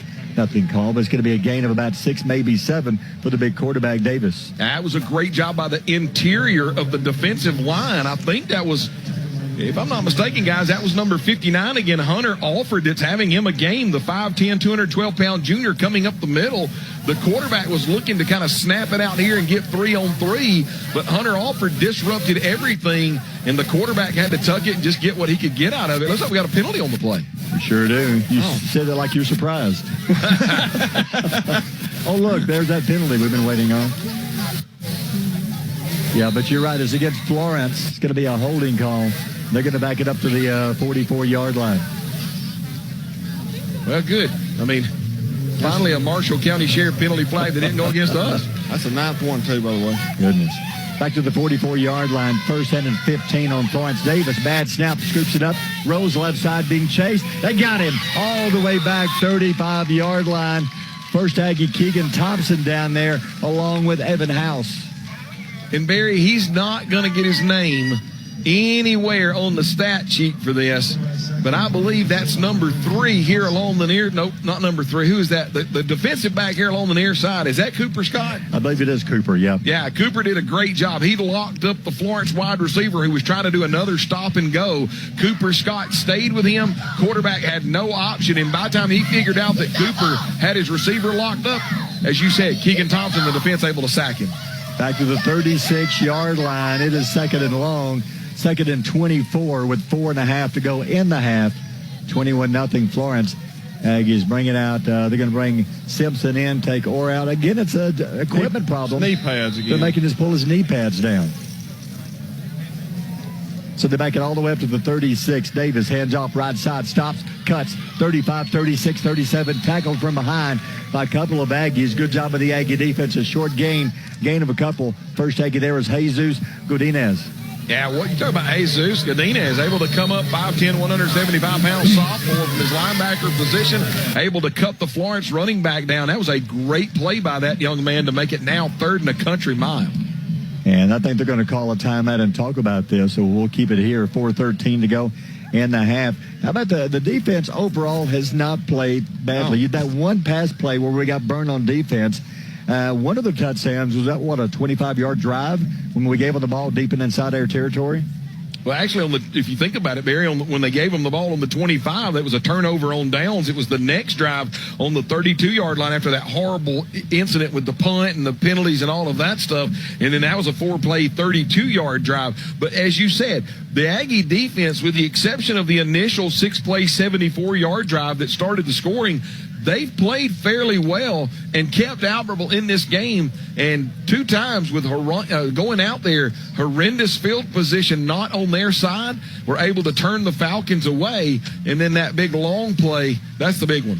Hey, Keith, they were checking out Kobe Watson right behind you this then. Is like maybe his left leg. Is he okay? Yeah, he's moving around pretty good, guys. I think he's okay. The trainers were checking him out a second ago. So here we go. 3rd down long from the Florence 38-yard line. They got to go to the Aggie 41. So Davis out of the gun coming out of the timeout. 4:13 to go in the half. Davis drops, looks left side, almost picked. Tip in the air, incomplete. Jude Fan timed that perfectly. That was almost a pick 6 touchdown. Yeah, and I think it was going to be another stop and go, this time with the inside receiver, but the quarterback let it go. Jude Fan jumped the route, and boy, howdy, his 5'11", 159-pound self nearly had a pick 6. It just went off of his hands. Is this the first Florence punt? I believe it is, isn't it? Let's see. I think so, yeah. So yep, they had a turnover on downs, but this is a punt. Yep. All right, Cooper Scott drops back to the Aggie 30-yard line. Aggie setting up a return. Good kick. Cooper chasing it all the way back to his 20. Called a fair catch. And Aggies will start around the 21, 22-yard line. Great punt. So, hey, that's a big stop. Yes. You're down 21-0. Had you go down 28-0 before the half, there's going to be a long second half coming your way. Guys, right now, 4:01 left to go. The defense just came out, did exactly what you needed them to do to get you a stop. Now, Barry, and I know we keep saying it, and I know we can do it. We came out of the Arab halftime locker room and was able to put a huge drive together. Tonight, we've been able to move the football. Now we've got to move the football, eat the clock, get some points before we go into the halftime locker room. All right, CJ out of the gun, starting from the Aggie 21, maybe 22-yard line. CJ turns, hands off, first man through. Got a big hole, 26, 27-yard line, a gain of 6. And that was Colin Parker up the middle. Good job of the Aggie offensive line blowing up a huge hole. Was that Christian? Who was the first Aggie? I think it was Christian Ramirez. Well, Christian and Kellen, but then remember that they've taken Colton Battles out right now. I don't know if there's an injury or not. Substituted him with number 78, Brian Ferdinand, and the 6', 280-pound senior just cleared a hole there. Aggies need some first downs here before the half. Just use that clock. Sweat in motion. Hands up to Parker again. Hits the line 30, 31, 32. It is going to be close to an Aggie first down. I think he's got it. Give him 5 yards. I tell you, the Aggie offensive line looks much better right now. Yeah, the Aggie offensive line, Brady Patterson, Christian Ramirez, Kellen Hampton. Once again, they've got Brian Ferdinand, Maddox Beck out there. Those guys are, as we said in the pregame, it's a younger defensive line for Florence. If the offensive line can just control that area, get those guys moving a little bit like they've done on the last 2 plays, there's yards to be made by the running back core. 33-yard line, first down, Albertville, 3:04 to go in the half, down 21-0. CJ hands up to Parker again. This time they're waiting on him. Nowhere to go but backwards. He might have gone back to the line of scrimmage.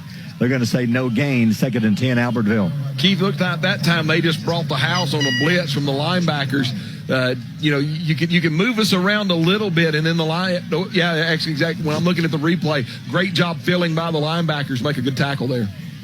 2nd down and 10. If nothing else, the Aggies will have used a couple of minutes off the clock by getting that first down. Yes, absolutely. So if Florence does get the ball back, they won't have a whole lot of time to work with it.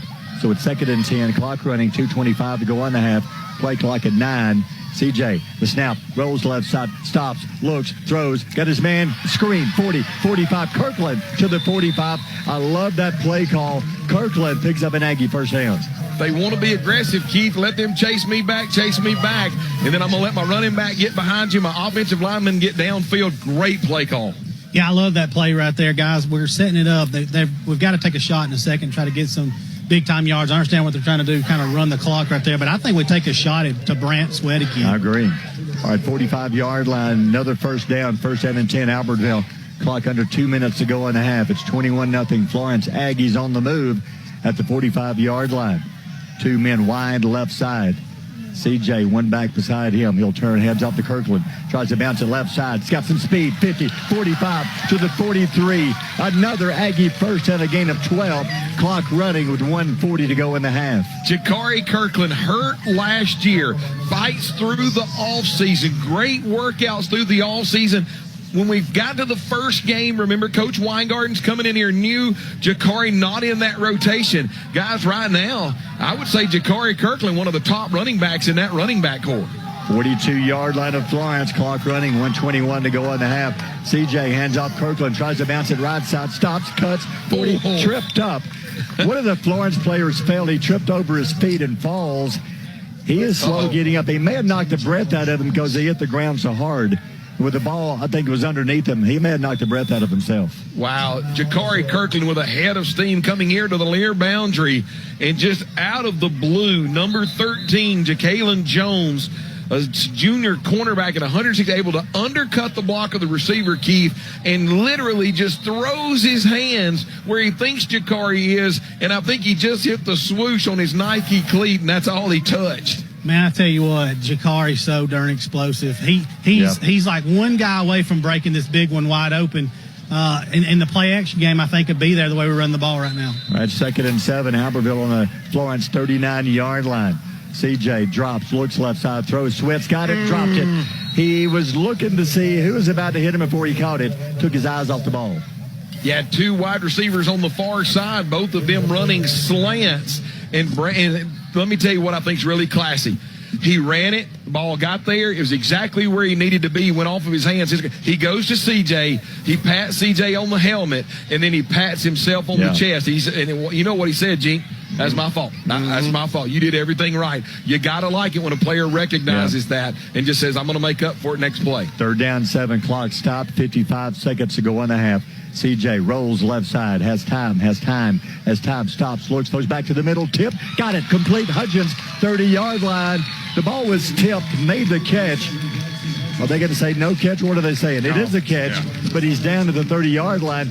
The old tip drill, and he made the catch. Tip drill.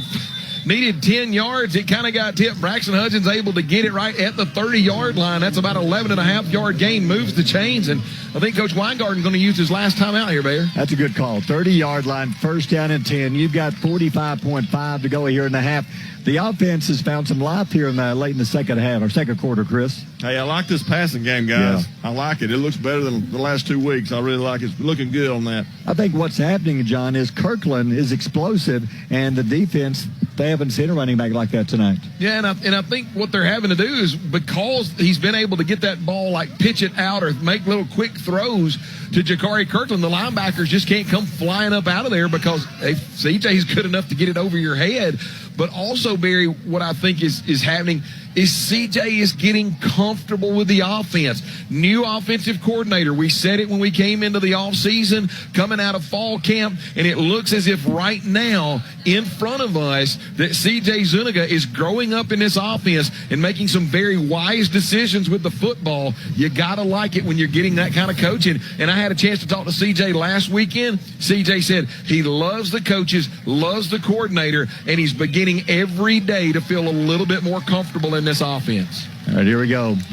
First down coming up, 30-yard line. Aggies have no timeouts left, 45.5 to go in the half.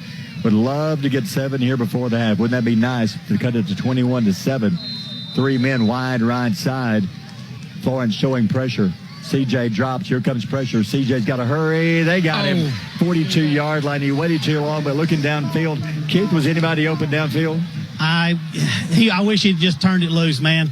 You can't take a sack right there and waste all this time and back up that far. Because you're out of timeouts. Yeah, loss of 10. Second down now and 20. CJ will spike it this time. Now it's 3rd and 20. Clock stops with 24.6. That sack, somebody should have picked up that they're bringing the house. You got to unload this in a hurry, CJ. Well, what happens? Your defensive end, sometimes they just win, Barry. I mean, you see it at every level from Pee-wee all the way to the pros. Offensive tackle here on this near side, he kind of got his feet caught up and got turned, and when he did, the defensive end was able to get through his block. CJ's looking downfield, and about the time he realizes and feels the pressure, too late, defensive end sacks him. That was a huge defensive effort play by the Florence Falcons. He doesn't have to have a touchdown, about 10 or 15, and then step out of bounds. CJ back to pass, looks, throws it deep right side, Sweats back there, jump ball goes up, tipped, incomplete. There were 2 Florence defenders. This kind of playing catch, hoping he might get out, jump him, could not do it, and it's 4th down coming up. Keith, did Brant Sweat nearly catch that on his back when he hit the ground? Because it looked like the 2 Florence Falcons went for the ball, and then the ball just kind of maybe hit him between the numbers and rolled off on the ground. Yeah, he never quit fighting for it. He had his eyes on it the entire time, and he almost went up between the 2 players and made the catch.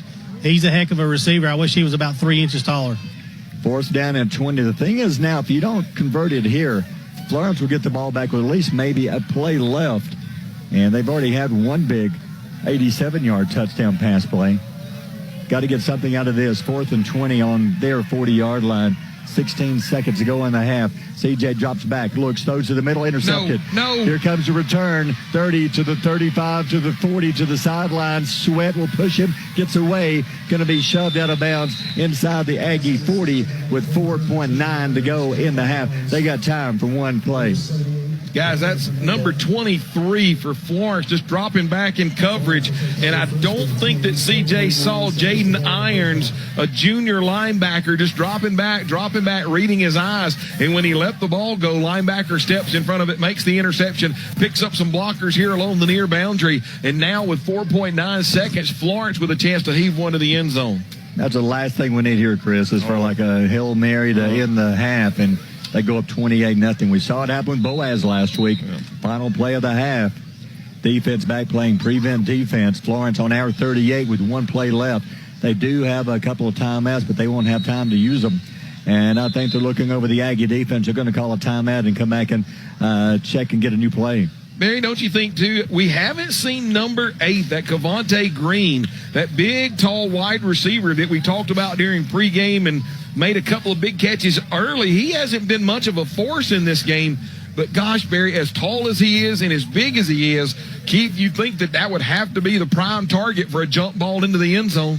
He'd be the guy I'd be throwing it to. Yep. Guys, the defense that we lined up in, I didn't like it. I believe that he was going to be able to stand back there all day long and let all his guys get down there. I'd bring some pressure right here. I don't think they're going to try to screen you right here with only 4 seconds left. They're going to try to go to the end zone.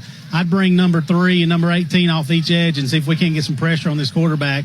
You can't let him stand back here and let his guys get all the way to the end zone before we get pressure, before he's able to throw the football. That's not going to work out. I think it's why he called a timeout. He saw something he liked. Now they're ready. Here we go. First down. Davis drops, rolls right side. Got his man complete. 40, 35 to the 30. Cuts to the middle. 25 to the 20.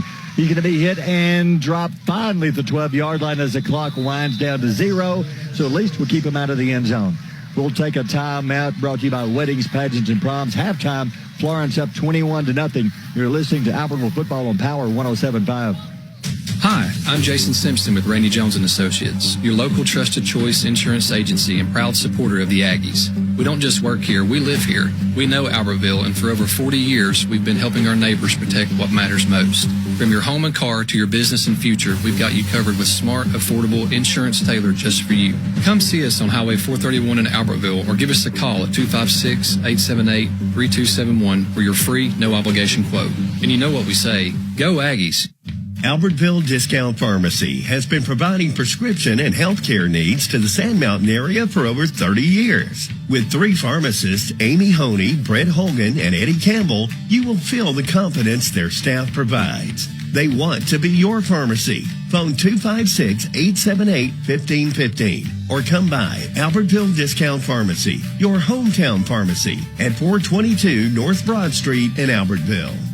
The furniture shop Lazy Boy Comfort Studio in Albertville and Henniger is offering you low prices on all Lazy Boy furniture. Their showroom is filled with spectacular selection of recliners, sofas, entire room groups, and much more. Lazy Boy is designed to fill your home with quality crafted furniture with exclusive features for feel-good comfort that's built to last. Come on in now and save at the furniture shop Lazy Boy Comfort Studio on Highway 431 in Albertville and Highway 75 in Henniger.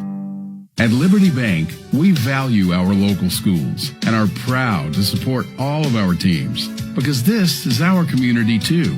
To everyone who puts in the long hours of practice to help our kids win in life and on the field, we salute you. Whether you're coach from the sidelines, sell concessions, or score touchdowns, the Liberty Bank team is cheering for you. So from our team to yours, let's make it a great season. Liberty Bank. Local bankers serving local customers since 1971. Bright stadium lights, a pool of cold water to dive into, a warm gymnasium to watch from the bleachers or hustle on the court. Since 1943, the Municipal Utilities Board of Albertville has been behind these moments, lighting the way towards a brighter future for Albertville. As proud supporters of our community and Albertville City Schools, every game you play, every practice you attend, and every moment you cherish is powered by a team you can trust. From clean water and wastewater management to electricity, MUB delivers reliable services at a reasonable cost. You can trust MUB to keep the lights on and the community strong now and for generations to come. It's football time in Alabama. The players are hitting the field, the cheerleaders are firing up the crowd, the drum major is striking up the band, and we all stand for the national anthem. This is Congressman Robert Adderholt.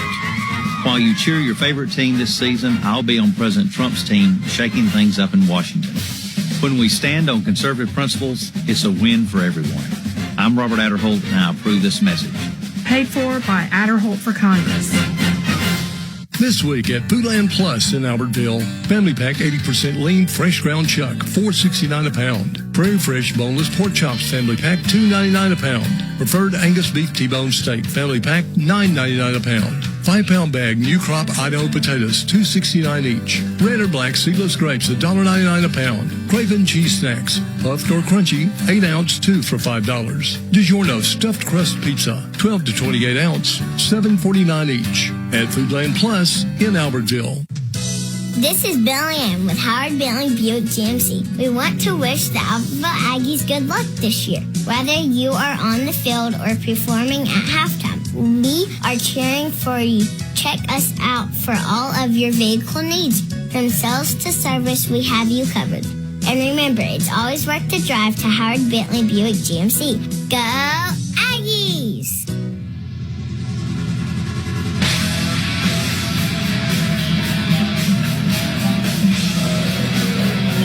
And welcome back to Albertville halftime.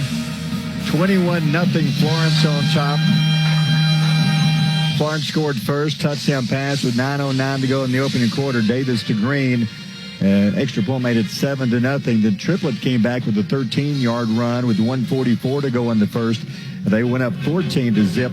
And then the big play, 87-yard touchdown pass from Davis to McDonald with 6:39 to go in the half. They led 21-0. Aggies had a big drive going late in the second quarter, but unfortunately had a pass picked off inside the Florence 20. And then Florence able to run out the clock, and that's where we stand now, 21-0. Florence on top. We'll come back with some halftime stats. And the Aggie band coming up in about 6 minutes. Halftime score again. Florence leads this one 21-0. We'll take a timeout brought to you by Weddings, Pageants, and Proms. It's the Aggies and Florence here on Power 107.5. This is Dustin Hornbuckle, your local Alpha agent. In sports, every point counts. And at Alpha Insurance, we know when it comes to your budget, every dollar counts. That's why we work to get you the lowest rates and the best discounts available. Plus, every Alpha policy comes with personal service from our hometown team. Call the Hornbuckle Agency to start saving today at 256-744-7233 or stop by our office at 10675 U.S. Highway 431. As part of our community focus, Citizens Bank and Trust is especially proud of our school branch program. The Aggie branch at Albertville High School is a real bank office where students and school employees can cash checks and make deposits. The Aggie branch is operated by students who get real-world experience plus classroom education about finance and economics. It's another big way we show we're of the community, not just in it. Citizens Bank and Trust, member FDIC. Since 1986, BG's Restaurant on Baltimore Avenue has provided fast, friendly service, specializing in fresh chicken tenders, french fries, coleslaw, old-fashioned hamburgers, milkshakes, made-from-scratch breakfast biscuits, ham, sausage, and bacon, and they have pancakes. BG's features daily specials and always 3 small hamburgers for one low price. Come in or call ahead, 256-878-9294. BG's Restaurant, 1105 Baltimore Avenue in Albertville. A tradition of excellence and state-of-the-art technology. That's what you get at H&H Printing. They're your source for promotional products, digital offset printing, and wide format printing, including banners, signs, posters, blueprints, and more. Voted best print shop in the Reporter Readers Poll. H&H Printing has been serving Marshall County and surrounding areas for 46 years. Located on Highway 431 in Albertville. Call Keith Holbrooks at 256-878-8829. H&H Printing, a proud supporter of the Albertville Aggies. Marshall County Gas District reminds you to call before you dig. Call 811. Know where you can dig. Utility lines and pipes could be buried anywhere on your property. Whether you hire a contractor or do the work yourself, always contact the Marshall County Gas District before you dig. Call to prevent outages, property damage, and even serious injury. Call 811. Dig safe. It's smart, it's free, and it's the law. A safety message from the Marshall County Gas District. Hello, my friends. Terry Mason here for Albertville Discount Tire. Highway 75 in Albertville. You know, next to the railroad track. Albertville Discount Tires, where we sell quality tires at a low wholesale price. Minor repairs, front-end alignments, lift kits for your trucks. We got it all at Albertville Discount Tire here in downtown Albertville. Look, here at Albertville Discount Tire, Daniel knows we can't get everyone's business, but he sure does want yours. Albertville Discount Tire. 256-891-6000. Is your pup looking a little rough? Bring them to the Groom Room, Albertville's go-to spot for happy, clean, and pampered pets. We welcome all breeds with a special touch for those lovable doodles. From baths to full grooms, your furry friend is in expert hands. Open Monday through Friday, 8 to 5, and Saturdays, 8 to 3. And yes, walk-ins are welcome. Mention this radio ad and get 10% off your first visit. 903 East Main Street, Albertville. Call us at 256-878-1656. That's the Groom Room, where tails wag and fluff shines. Dreaming of the perfect backyard? Now booking for next year. From stunning 3D designs to one-on-one service, Martinez Pools will bring your vision to life in 2026. Vinyl, fiberglass, or granite pools, landscaping, sod, irrigation, and waterfalls, outdoor kitchens, hot tubs, and putting greens. Full turnkey service from start to finish. Schedule your spot now. Our openings for next year are limited. Call 256-452-8464 today to reserve your project and make your home the place where kids come to play and memories are made. Welcome back to Albertville halftime here. Florence on top of this one, 21-0. We'll have the Aggie band with their halftime show coming up in just a moment. Don't forget, home again next week before we begin a couple of road trips. Going to be home next week as the Aggies are home. Will be their second region game of the year. Sparkman comes into town tonight. Sparkman are at home against Austin. And next week, Florence, they're going to be another region game as we're now into region play this year. Florence will be at Austin. So the other region games tonight, Austin plays at Sparkman, Huntsville at Grissom, James Clemens at Bob Jones. And thank you again to Howard Bentley Buick GMC for helping sponsor Albertville Aggie Football once again. A lot of great sponsors. We'll be giving you some halftime stats coming up in just a moment. 21-0 the score. Florence scored first, 9:09 to go in the first quarter. Had a 20-yard touchdown pass, Davis to Green. They went up 7-0. Then Triplett, the running back, 13-yard run with 1:44 to go in the half. They went up 14-0. Then the big play was the 87-yard touchdown pass from Davis to McDonald. About halfway through the second quarter, point after made it 21-0. That's where we stand now. Time now to enjoy the halftime show with the Albertville High School Aggie Band. The show continues with our percussion feature, Fuego by Pitbull, followed by Ashes by Celine Dion. We will continue tonight's performance by the Albertville High School Fight Song.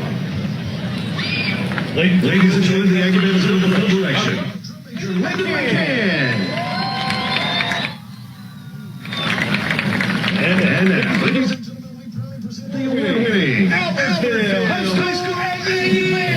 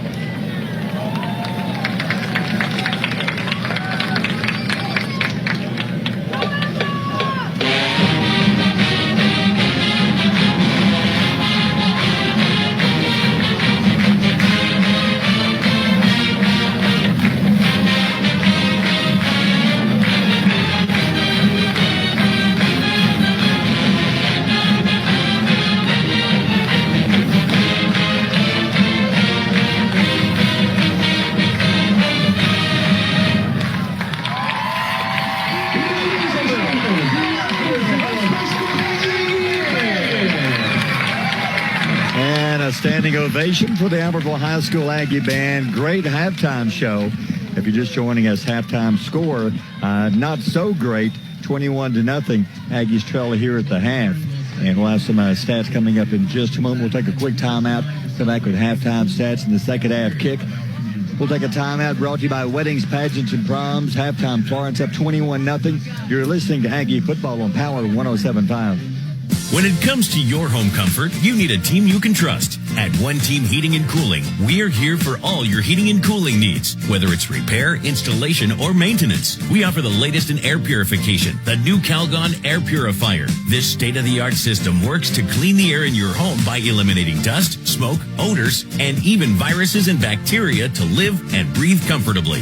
Call Don Abbott at One Team today at 256-660-0950. Looking for a taste of the South right here in Albertville? Look no further than Papa Doobie's. Conveniently located at 9510 Highway 431. Open Tuesday through Saturday, Papa Doobie's serves up mouth-watering jambalaya, juicy steaks, fresh seafood, and comforting pasta dishes that'll leave your taste buds dancing. And don't forget about Little Doobie's, our charming on-site event center.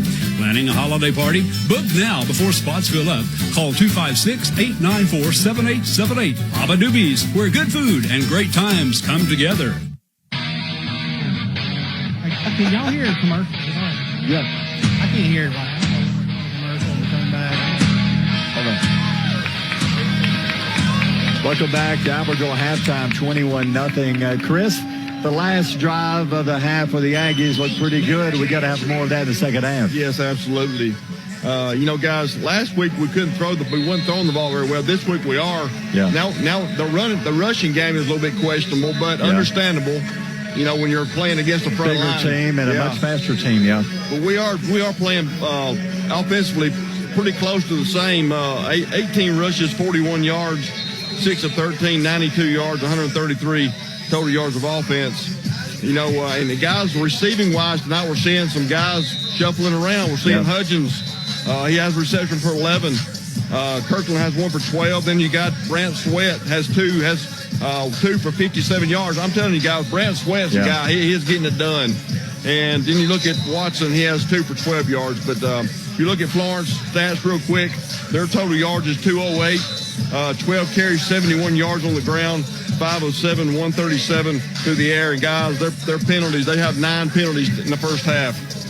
Penalties are killing them. That 87-yard touchdown pass play, that's what killed us. Absolutely. So they're 202, 207? 208, 87 of it came on one play. Yeah, exactly. Yeah, so Keith Ball on the sideline. What do you think, Keith, of the first half? Well, it's the whole deal where there's going to be 5, 6, 7 plays in a ball game that's going to make a difference. Are they going to be positive or are they going to be negative? You got to make them positive for your team. I would say there's probably 4 plays in that first half that really hurt us. The deep ball was one of them. I think we're right there. We're doing some good things. Then you'll have a guy make a mistake. The penalties have hurt us. Seems like the penalties for us have come at just absolute terrible times, and it's really hurt drives. I think CJ. I think you got to put the ball in his hands a little bit. They're doing a pretty good job against our run game. But there at the end of the half, Kirkland was getting some big chunk plays, 5-6 yard plays. Parker's ran the ball really hard tonight. Yeah, I think the run game's there a little bit, but I think we need to turn CJ loose a little bit. He's made some pretty good throws. He's played a lot better the first half of this ball game than he did last week. I think you got to put the ball in his hands a little bit and go let him make some plays. All right, John, quickly, we got Charlie Nash here in the booth. Charlie! What do you think, Charlie? What's your thoughts on the first half? It was bad, Bad? It was a lot of mess up, on both sides of the ball. Gotcha. So, Charlie, when you were down there on the sidelines and the coaches were coaching, what was some of the things that you were hearing down there that, making those adjustments? Because you got to make adjustments all throughout a game. Yes, sir. What were some of those things that you were hearing down there? Some words are not nice down there. Well, I'm not talking about using the same verbiage, Charlie. What I'm saying is, what were some of the adjustments we were making? Better runs, for sure. Yeah. Better passes. CJ, better pass, too. A lot of mess-ups I see, I hear you, Charlie. All right, Charlie, get back down there and get busy. Keith needs some help. But, John, what do you thought? That we had a couple of good drives there in the first half. I'm sorry, Barry. That was great. That was a bad word, boy. No, listen. What was your question again? What I think about the first half? I mean, the last two times we touched the ball, we played much better football. Played much better football, and I think what's going to get lost, Barry, on the fact that, once again, they go 32 yards on a short field to make it 14-0. And then they had that one big, long 87-yard pass play to make it 21-0. But, Barry, I think what's going to get lost in this whole thing is the fact that on the second drive of the game, with Florence having the ball at the Aggies' own 25-yard line, they turned the ball over on downs. The next time you ended up having Florence getting turned over on downs again. And so the Aggies twice defensively have been able to force a fourth down play and then get off the field on fourth down. So I don't want that to get overlooked, that the defense is playing hard, and if the offense can just, if they can see what they were doing on those last two drives offensively and moving the ball, go into this halftime locker room, make a couple of more adjustments, remembering that defensive line of Florence is not as strong as it's been in the past. And I was talking to Pete Hampton coming up during halftime. The interior part of the offensive line, which is led by Christian Ramirez, Kellen Hampton, and now Brian Ferdinand, those guys are making some holes there in the interior, and Jakari Kirkland can hit them. I think the Aggies, if they could come out right now, Barry, put a drive together, score some points, then that puts an entire different perspective on this football game. You know, Chris, we were talking, Florence had the big personal foul penalties, but, Chris, the Aggies still had those motion offside penalties, and those when they're like second and short, third and short, and those killed a couple of drives. Yeah, those did, guys. But I will say this on a positive note. Hey, the penalties on the Aggie side of the ball tonight are a lot less than what they've been the last two games. And Florence, I can kind of see why they may be 0-2 right now. They've had a lot of personal foul penalties, and the 15-yarders, too, mainly from running your mouth, swinging a couple of times, and throwing a punch. Yes. Hey, real quick, guys, notice at the end of the first half there, I'm not going to call the young man out by name, but the young man that threw the punch in the first half and landed the punch, he didn't get ejected. That is surprising. I thought that would be like an automatic ejection when you're basically throwing a punch and hitting the other player in the face. We're set to go. Florence will kick off 21-0 lead. Here's a kick, high kick, deep kick. Dez will return it 5 to the 10 to the 15 to the 20, 25, 30. He's got room, 35, 40 to the sideline. There he goes. 35, 30, a foot race. They got him at the 15-yard line. And there's a flag on the 28-yard line. Wow. If this is going to come back because of a hold, I think it was after the play, John. I think the Florence young man and G-man, they had a steel cage match fight down there about the 20-yard line. And the white hat right here had the flag, looked over at Coach Weingarten. Coach Weingarten signaled something to him. So I'm thinking that the flag might have been on Florence. Let's see. Unsportsmanlike conduct against Albertville and against them. They're going to offset, and they're going to put the ball back right down here because it was a post-possession play. So that's a good call by the referee. Coach Morrison is absolutely livid across the way. But, Barry, finally, something good coming out of the halftime locker room with the Aggies with the ball at the Florence 17. How about Dez Simpson on that return? He's fast, but we just saw a man who was faster. They caught him from behind. Man. The Florence guy caught him from behind. So the Aggies, great start. 17-yard line of Florence, first down and 10. CJ in the gun, 2 men behind him. Somebody got to get Coach Morrison off the field. He's literally standing on the 30-yard line. Yeah, they got 12 men out there. One of them is a coach. What's the deal? Now I think, oh my gosh, they're going to make a kick again. I think Coach Morrison has won his argument, and they're going to make him kick the ball all over again. They're going to say that, oh my gosh. Coach Weingarten is about to lose his mind. Livid. We can't buy a break, guys. I mean, dadgum. That's the first big-time explosive play that we've had, especially on special teams all year, and they're going to bring it back. The only thing I can think of is you had an unsportsmanlike. Keith, the only thing I can think of is they had to call them while the play was alive, and because they are offsetting penalties, we have to replay it all over again. And Coach Weingarten has got to be really close right now because the white hat's coming over to talk to him again. And Coach Weingart, he'll get a warning too, but he he's asked hot. the official to explain to me what happened, because you went over to Florence's side, explained it to their coach. Tell me why you just did that. Why you changed it. Explain to me why. That's all he wants to know is why. He don't want to talk to him about it. No. Wow. That's so now they're going to re-kick. I say Dez has been close the last couple of kicks of returning one. He almost did.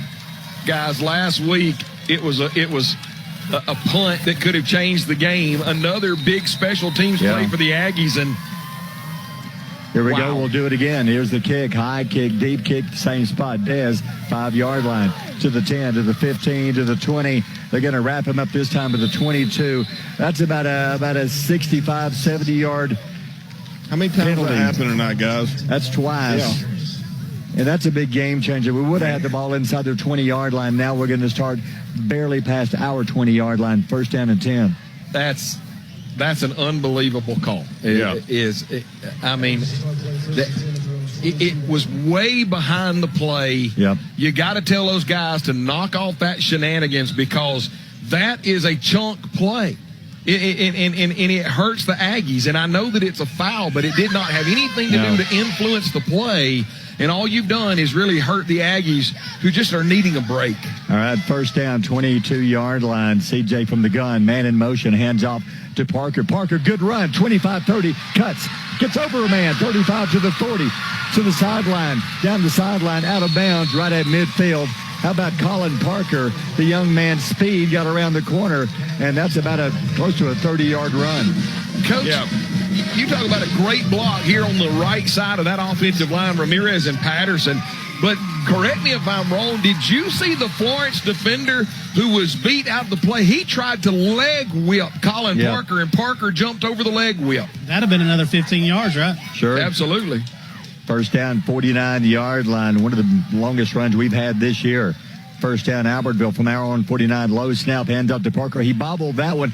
We were lucky that play even happened. It was a low snap, then Parker bobbled the snap, and he gets back to the line of scrimmage. Yeah, and then, like you said, Barry, lucky that he got back to the line of scrimmage, just kind of mishandled the snap, CJ did, and then there was kind of a bobble in that quarterback-running back exchange, and Parker got north and south. He probably should have been hit about 3 yards, but Barry, that's a hard-fought 3 yards to make it, to keep it a 2nd and 10 anyway.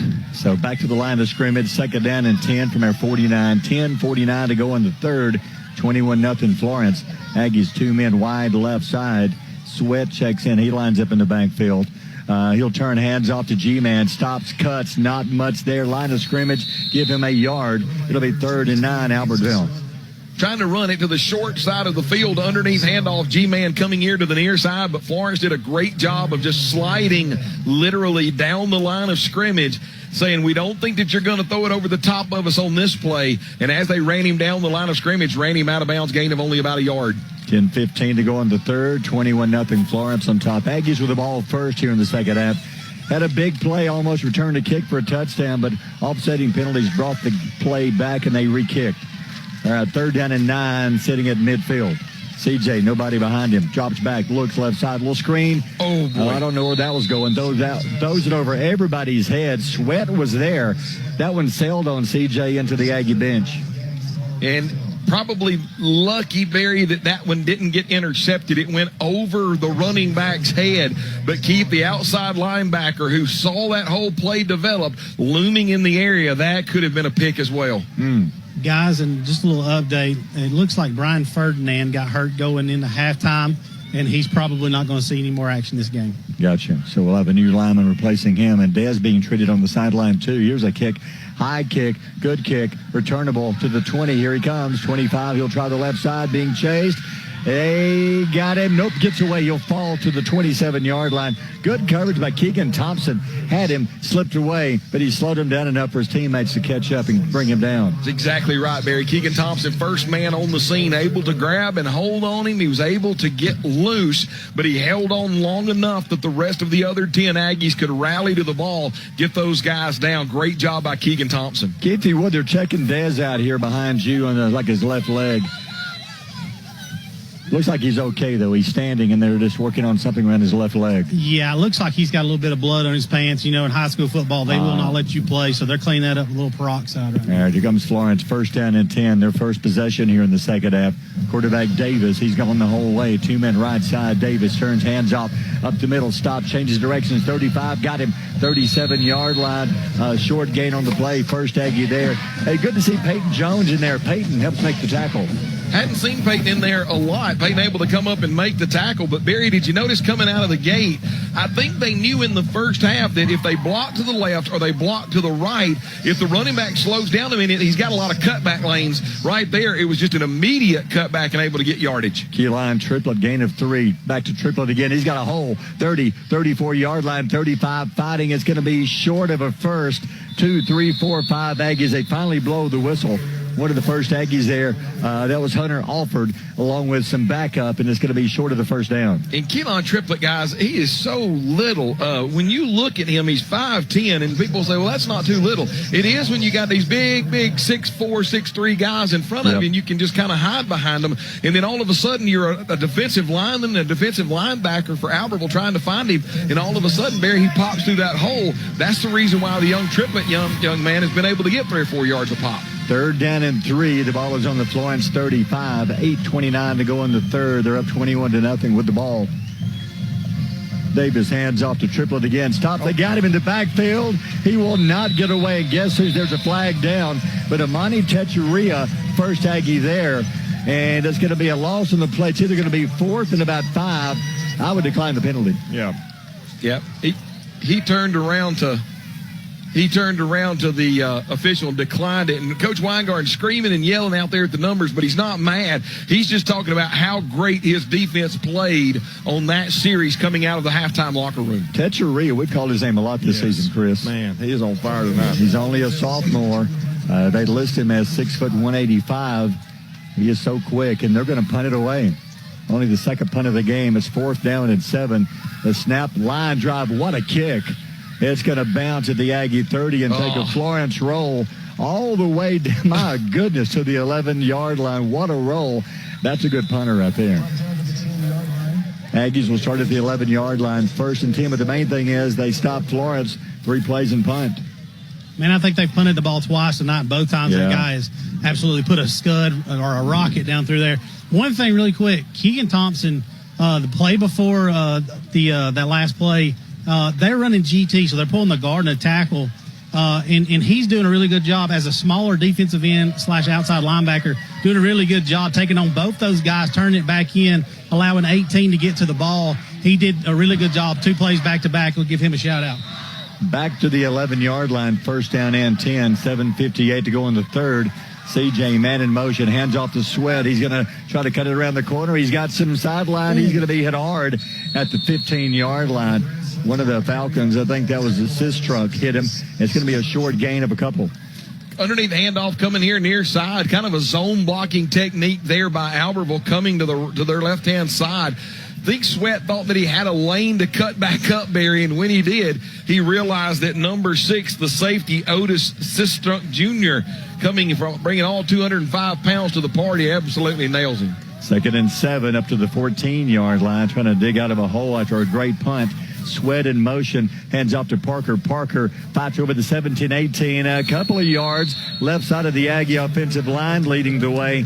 It's still going to be 3rd down, but a good run. Parker has had a good game tonight, Chris. He sure has. He's 9 carries, 57 yards. Barry right there, Bray Patterson, along with Christian Ramirez, the left tackle and left guard, able to open up enough of a hole.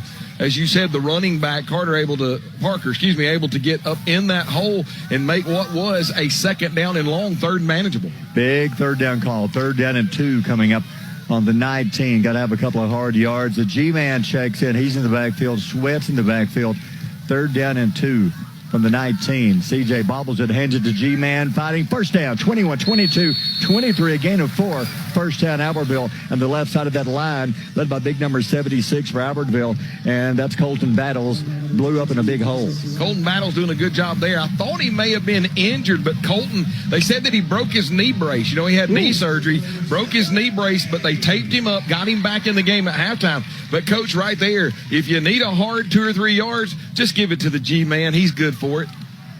Man, that's big because now you've dug yourself out of a hole inside your 15-yard line. Now you got a first down. Now some breathing room. You're on the 24, 1st and 10. Halfway through the quarter, low snap again. CJ option, pitch back to Parker. Parker, 25, over the 25, knocked out of bounds at the 28, a good spot. It's a gain of about 4, and I think we'll have the heat timeout coming up, and it is. So we'll take a timeout brought to you by Weddings, Pageants, and Proms with the timeout. 5:54 to go in the quarter. Aggies down 21-zip. You're listening to Aggie Football on Power 107.5. A dealership that puts the community first. Welcome to Sam Boswell Honda of Gadsden, your hometown headquarters for all things Honda. From Gadsden, Oxford, Jacksonville, Attala, Boaz, Albertville, Gunnersville, and beyond. We offer Alabama's top selection of new Hondas, plus an extensive lineup of dependable pre-owned vehicles, all at prices you'll love. Thinking about selling your car? We're ready to buy. Find us on East Meagan Boulevard in Gadsden. Explore our inventory anytime at BoswellHondaGadsden.com. Sam Boswell Honda. Vehicles you can depend on, people you can trust. We're back with Albertville Aggie Football, presented by Power 107.5 and Howard Bentley Buick GMC.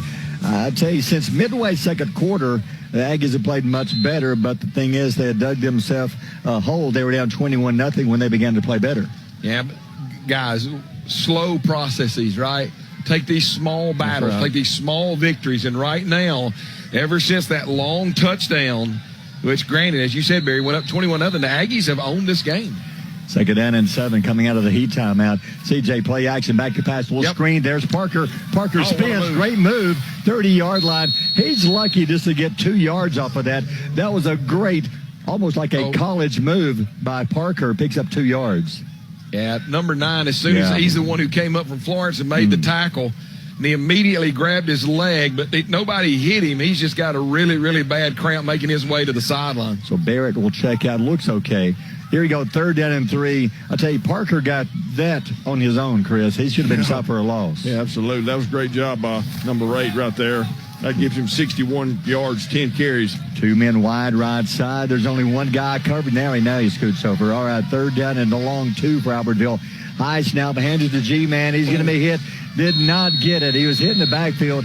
He gets back to the line of scrimmage.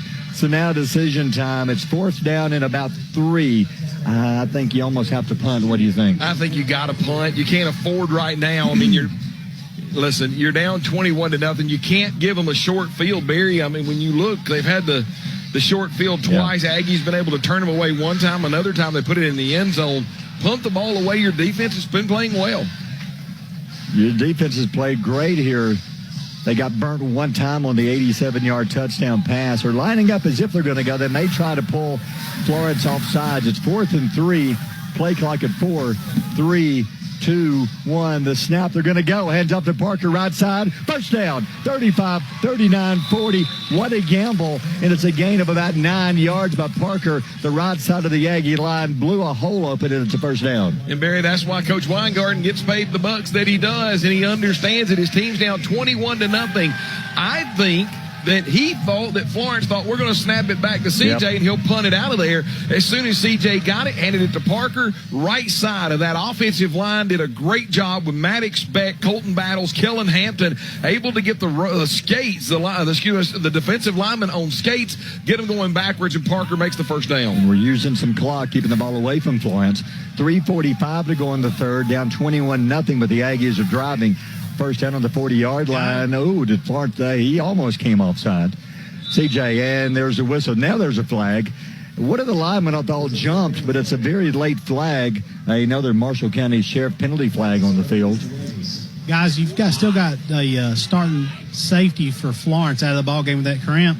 I'm not sure. I'm not taking a shot. Try to run somebody up the seam, confuse that young man, or either overload one side and try to go backside on a one-on-one deal. See if we can't beat them downfield. 5-yard penalty. That may have been, was that one of the linemen that jumped? It's a 5-yard penalty for the Aggies. So first and 15, back to the 35-yard line. 3:33 to go in the quarter. Third quarter, Aggies with the ball. First and 15. They got to take it to midfield for a first. You've got Tate Prater wide left side. Kobe Watson joins him. CJ out of the gun. CJ hands off to G-Man. He's going to be in the backfield. They got him. He's a strong back. There's a face mask. A face mask.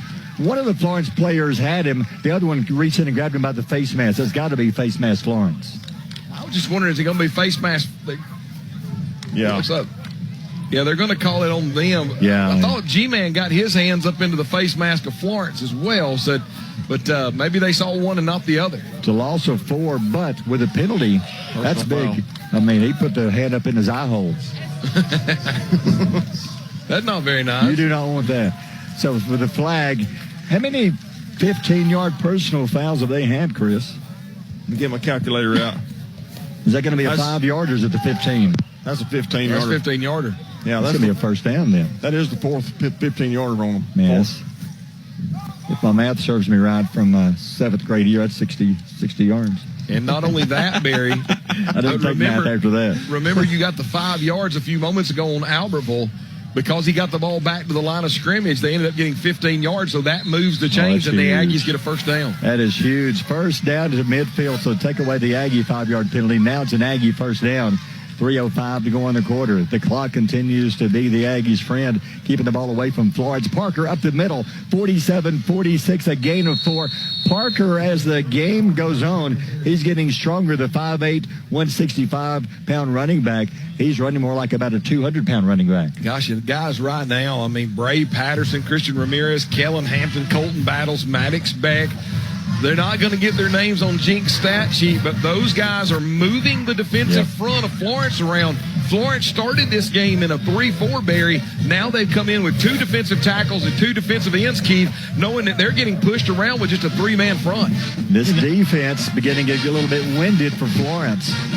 2nd and 6, Albertville from the 46-yard line of Florence. CJ hands off, no play, fakes it, pitch back. Parker stops, cuts, 40, 37-yard line. That is another Aggie first down. Colin Parker, Keith, he's getting stronger as the game goes on. Yeah, he's in great condition, guys. He's able to run the ball over and over. Doesn't really get tired. His vision is getting a lot better, too. And he always runs the ball really, really hard. Well, I got the first down right here, man. I've got to take a shot sometime. Yeah, I agree, because I think the defensive back, is he back in? Is that? Yeah, he's back in. But still, throw the wheel route throw that wheel route back to Sweat. Sweat is split out to the right side along with Tate Prater. 1st and 10 on the Florence 38. Pitch back right side. Parker stops, cuts in the middle. They're going to stand him up and drop him. No gain at all. It'll be 2nd down and 10. They tried the right side, the quick pitch. They were waiting on him. No gain. Yeah, this time they pitched it to the right. Parker, thought he saw a lane, tried to cut back. When he didn't see the defensive lineman, number 34, Jonathan Perkins, 6'5", 235-pound senior, able to square him up a yard behind the line of scrimmage. But once again, with the Albertville, you're not going to win every time, right, at the line of scrimmage, but the Aggies right now have been dominating this area around the line of scrimmage as of late. Cooper Scott checked in. Are they going to run him in the Wildcat? They are. CJ checks out. Cooper. Cooper may even throw it. Let's see. 2nd down and 11. Cooper lining up the quarterback. The snap to Cooper. Bad snap. They were waiting on the Wildcat. They knew when Cooper come in, he's going to run it. That's when you throw it. They were waiting on the Wildcat. Yeah, and I want to look at the replay because something happened up front, because there's no reason. A blocker. It was a missed block. Defensive tackle was never touched. Guard went down inside, tackle went outside, defensive tackle was never touched. So by the time Cooper Scott got the ball, number 99 sitting there right there in his face, A.J. Dixon, the 240-pound defensive lineman, just comes into the Albertville Aggie backfield absolutely untouched. A loss of 6. They were waiting on that play. They knew with him in, he was not going to throw it. Yeah. 3rd down, 17. 3rd down, 17 play. Clock running, 8 seconds left, 7-6. The snap, back to pass. CJ throws it right side. Sweat, a little slant over the middle, incomplete off his hands. Coach says we're off the air. Coach may want to check his battery. So it's 4th down at about 17. tried to throw an inside a screen right there or just a quick slant, throwing it to the Brant Sweat, that inside slot receiver. He's able to catch it, gets north and south for just a couple of yards until Florence able to swarm the ball, able to stop and make it 4th and long.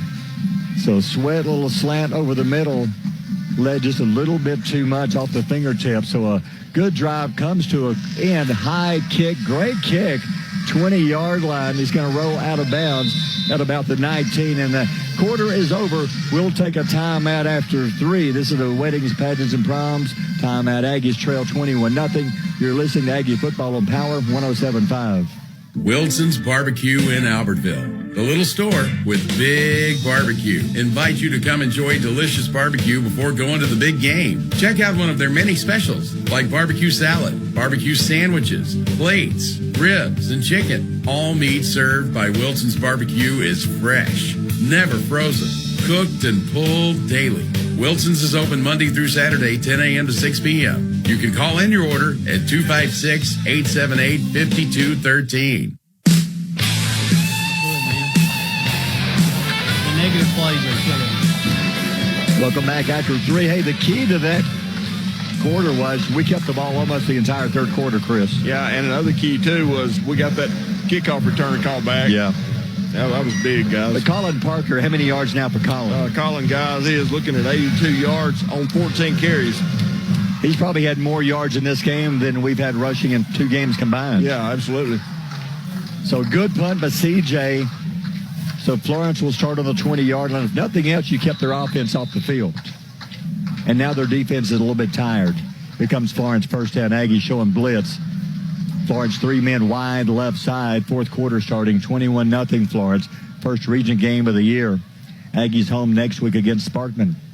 The snap, hands off, first man through, dancing around, bounces off. They got it. Good job. Good tackle from behind. And I believe that was a young man we called his name earlier, Hunter Alford. He's had a good game. Hunter Alford's had a great game. Even when he hasn't been in on the tackles, he's been able to kind of stop and stalemate the offensive lineman, but that time able to get off of his block, come down the line of scrimmage, grab Triplett from behind. And Barry, he had a lot of green grass if he gets away from Alford. Alford actually probably stops a big run with only a minimal gain. Second down and 9.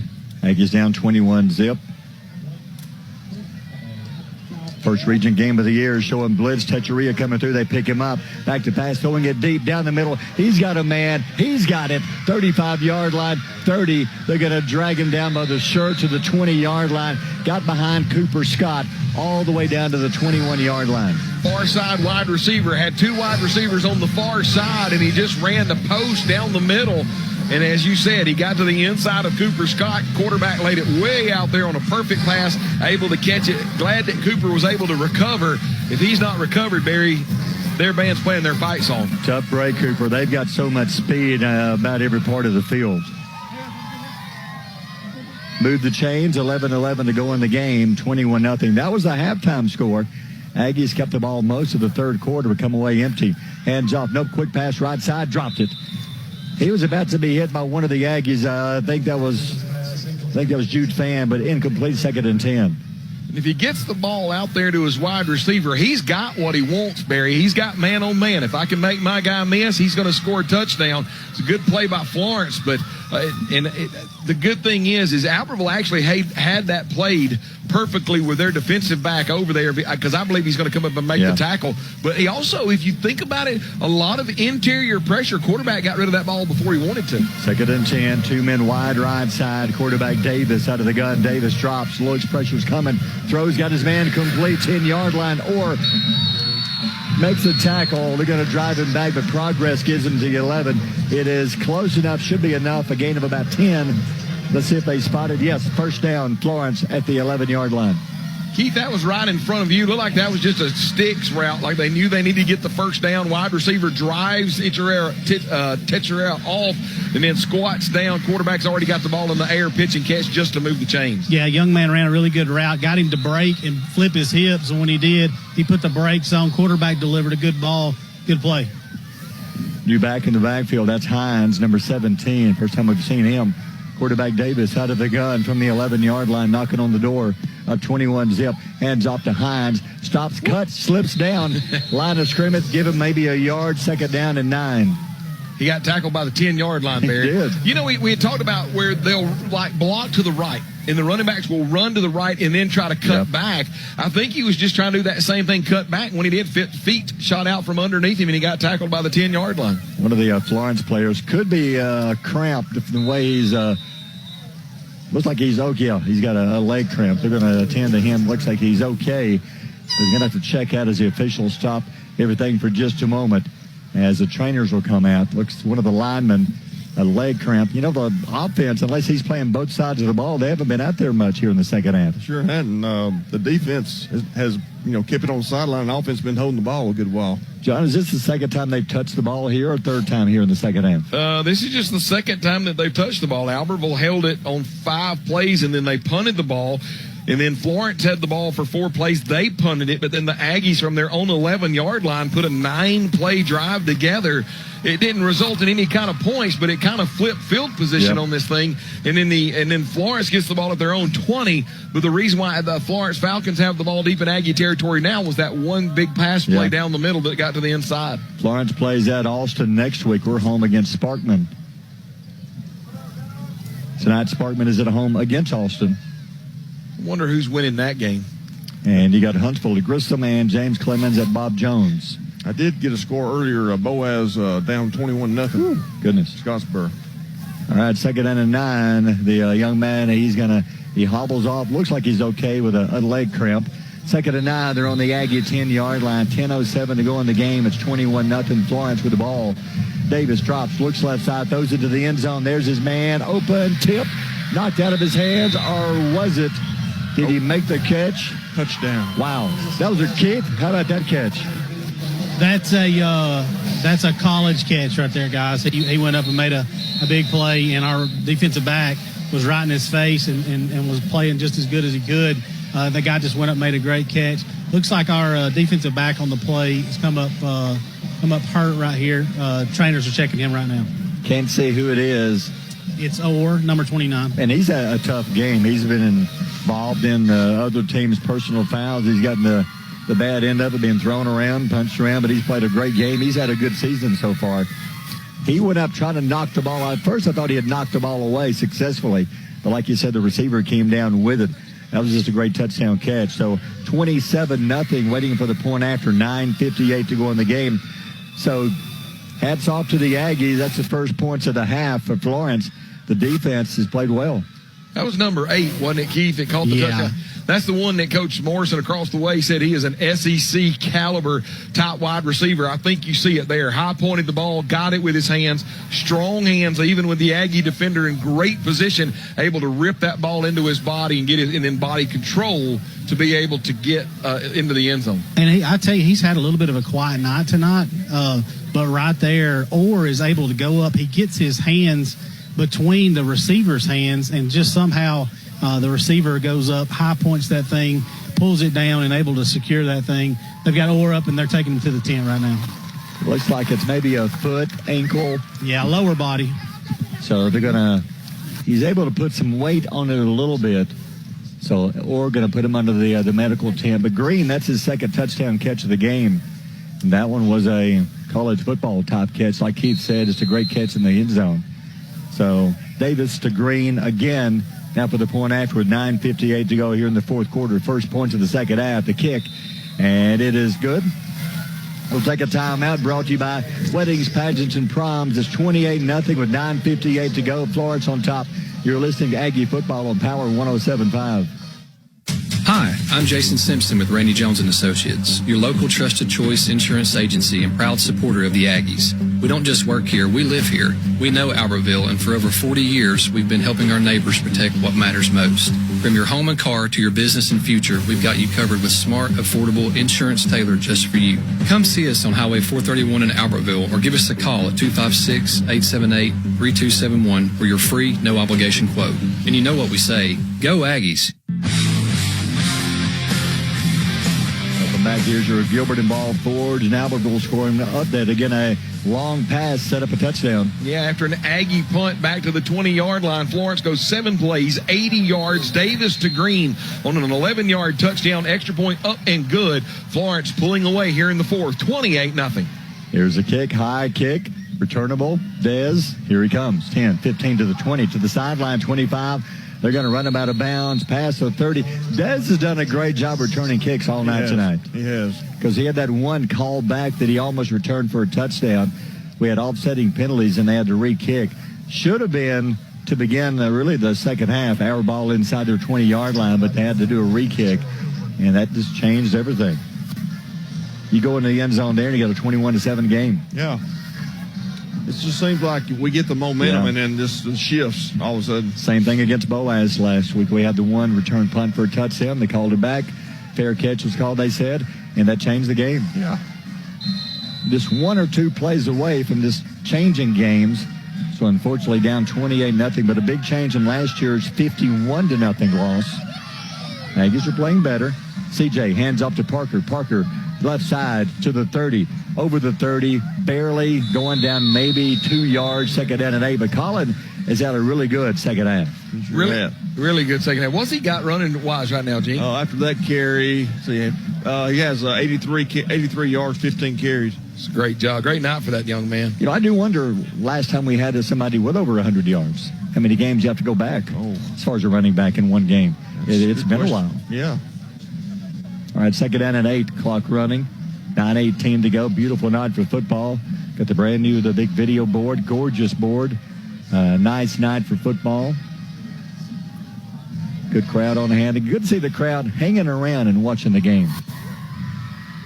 The snap, hands off to Parker again. Stops, cuts to the middle. They're waiting on him there. Not much at all. Maybe another yard.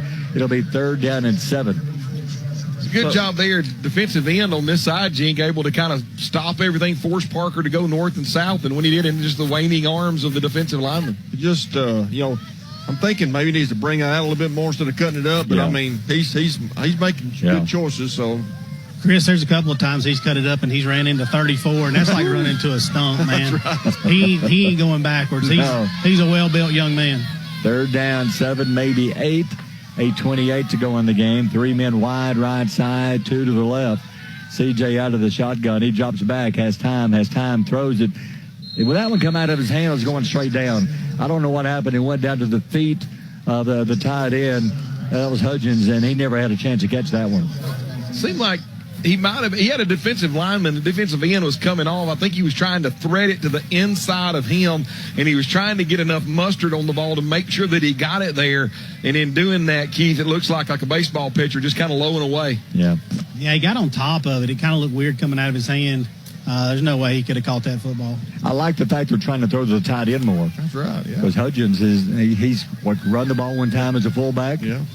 Had a couple of passes thrown his way. High snap. CJ pulls it out. Good kick. High kick, deep kick. It's got some spin on it. It's going to bounce around the 35 to the 39-yard line.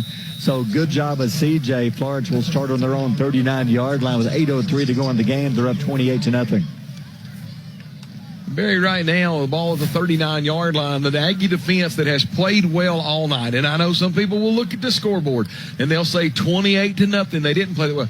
They have. They have played well. They have basically came out there at the end of the night. I don't think these young men have anything to hang their heads about. They have played a well of a football game. We can talk about penalties. We can talk about plays that were taken back. But one thing that you can't take back is that these guys have played their hearts out. And from last year's 51-0 game, which seemed like it took us forever to get back home, this is a game where, yes, there's some negatives, but I also think that the coaching staff, when they break this film down, a lot of positives, and still 8 minutes to go. Coming off the tough loss to Boaz on top of it. The snap, quick pass, throws right side, bobbled it, makes the catch. Boy, he was hit the minute he made the catch. Dez Simpson hit him. New quarterback in the game. That's the backup. That's Mahan. Mahan, the freshman, 5-yard gain. You know, Coach Morrison was talking about Mahan, the freshman, and he said that he's got a young arm, but a good arm. Barry, I think you kind of see what he's talking about. Yeah. He looked down his wide receiver. He eyed down his wide receiver, but when he decided to throw that football, that was a pretty good strike. 6'2", 225. Got some size. They have two really big quarterbacks here. 2nd and 5 on their 44-yard line. Mahan steps back, looks, throws it down the middle. Got a man behind the defense. Incomplete. I like the fact they put some backups in the game. A lot of new faces out there. That was a backup receiver. incomplete. Had that been one of the starting receivers, you might have had 7 points. Yeah, and you got to like the fact that Jude Fans, your safety number 2 back here, he's kind of getting past him, but Keith coming towards you. Jude Fans smart enough to paw at him a little bit, just enough to throw him off, not enough to get the penalty, and I think that's what caused that incomplete pass. 3rd down 5. Peyton Hall in the game for Albertville. From the 44-yard line, clock stopped, 7:19 to go in the half. Mahan looks to the side. I think they're going to call a timeout. And they will. We'll take a timeout brought to you by Weddings, Pageants, and Proms. 7:19 to go in the game. Florence up 28-0. You're listening to Aggie Football on Power 107.5. Albertville Discount Pharmacy has been providing prescription and healthcare needs to the Sand Mountain area for over 30 years. With 3 pharmacists, Amy Honey, Brett Hogan, and Eddie Campbell, you will feel the confidence their staff provides. They want to be your pharmacy. Phone 256-878-1515 or come by Albertville Discount Pharmacy, your hometown pharmacy at 422 North Broad Street in Albertville. And we're back 7:19 to go in the game, 28-0. I like the fact that Florence, they've taken out a lot of their ones. I'm seeing really, I don't know if there's more than 1 or 2 starters out there, if there's even that many out there. Yeah, I think that they've put in, I'm kind of looking at their 2-deep roster, and while I'm looking at it, a couple of ones here and there, Barry, but for the most part, number 2's in there. All right, 3rd down and 5. Mahan, the backup quarterback, drops the ball. Aggies are fighting for it. I think they may have it. We may finally have a fumble recovery. And, yes, you go back to the beginning of the game, we almost recovered the opening kick. How big would that have been to start the game? But, hey, Aggies recover. Now, let's get some points on the board before this game ends. Yeah, once again, we talked about the defense has been playing well right there. Florence has kind of a little hiccup in the backfield. Quarterback puts the ball on the turf, and the Aggies able to get a turnover. Now, as you said, Barry, ball at the 37-yard line. Let's put together a little 37-yard drive. Let's eat a lot of this clock off and end this game on a positive note. I'd throw it in the end zone, 1st down. What do you think, Chris? Give it a shot, 1st down. You got Tate Prater wide right. They've taken Brant Sweat out. Now, Dez, maybe run him a little wheel route down the sideline. Yeah. You've got Dez and you got Parker in the backfield. CJ, your quarterback, 2 men wide right side, Watson and Prater. 1st down on the Florence 37-yard line. CJ, man in motion. Nope, hands off to Parker. He's got a little room. 30, 29-yard line. I see some 2s in there for Florence. It doesn't matter. Good run by Colin. He may get 100 yards before it's over. That's a gain of 7. Be nice to see Colin get 100 yards because he has been the workhorse running back tonight. Left-hand side, once again, we've called him all night. Bray Patterson, Christian Ramirez, Kellen Hampton from the center to the left-hand side of that offensive line, able to make some holes. Parker sees it north and south. Good 6-7 yard gain. 2nd down at about 3. 1 man right side. That's Prater. CJ hands it Parker again. 29, 28, 27. The left side of the Aggie line, shoving them off the line of scrimmage. That is close to a 1st down, maybe a little bit short. And it is. And one thing, Barry, that this type of game, even though you're not going to win this game, can do for the offensive lineman film room is show them that, guys, you can move 7A defensive linemen around. When you put everything together, you can control the line of scrimmage. Great things to work on in the upcoming weekend. 3rd down and a yard on the 27. CJ to G-Man, 25 to the 20. Runs past a man, 15 to the 10 to the 7, all the way to the 7-yard line. How about the G-Man? That's about a 21-yard run for G-Man. 1st down and goal for Albertville.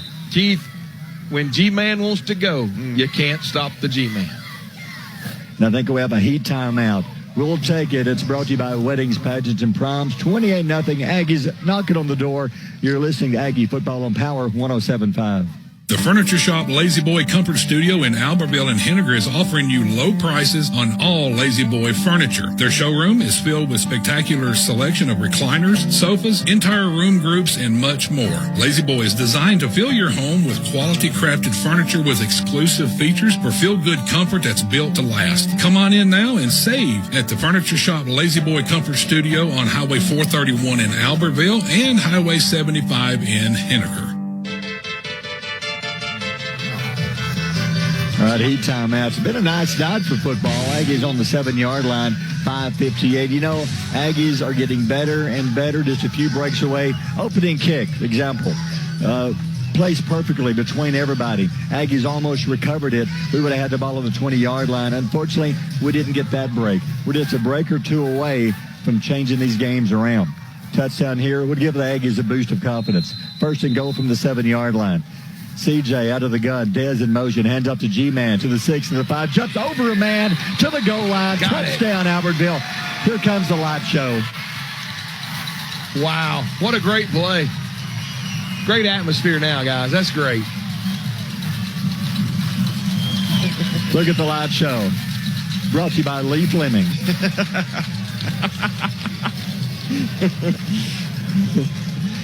The crowd loves it.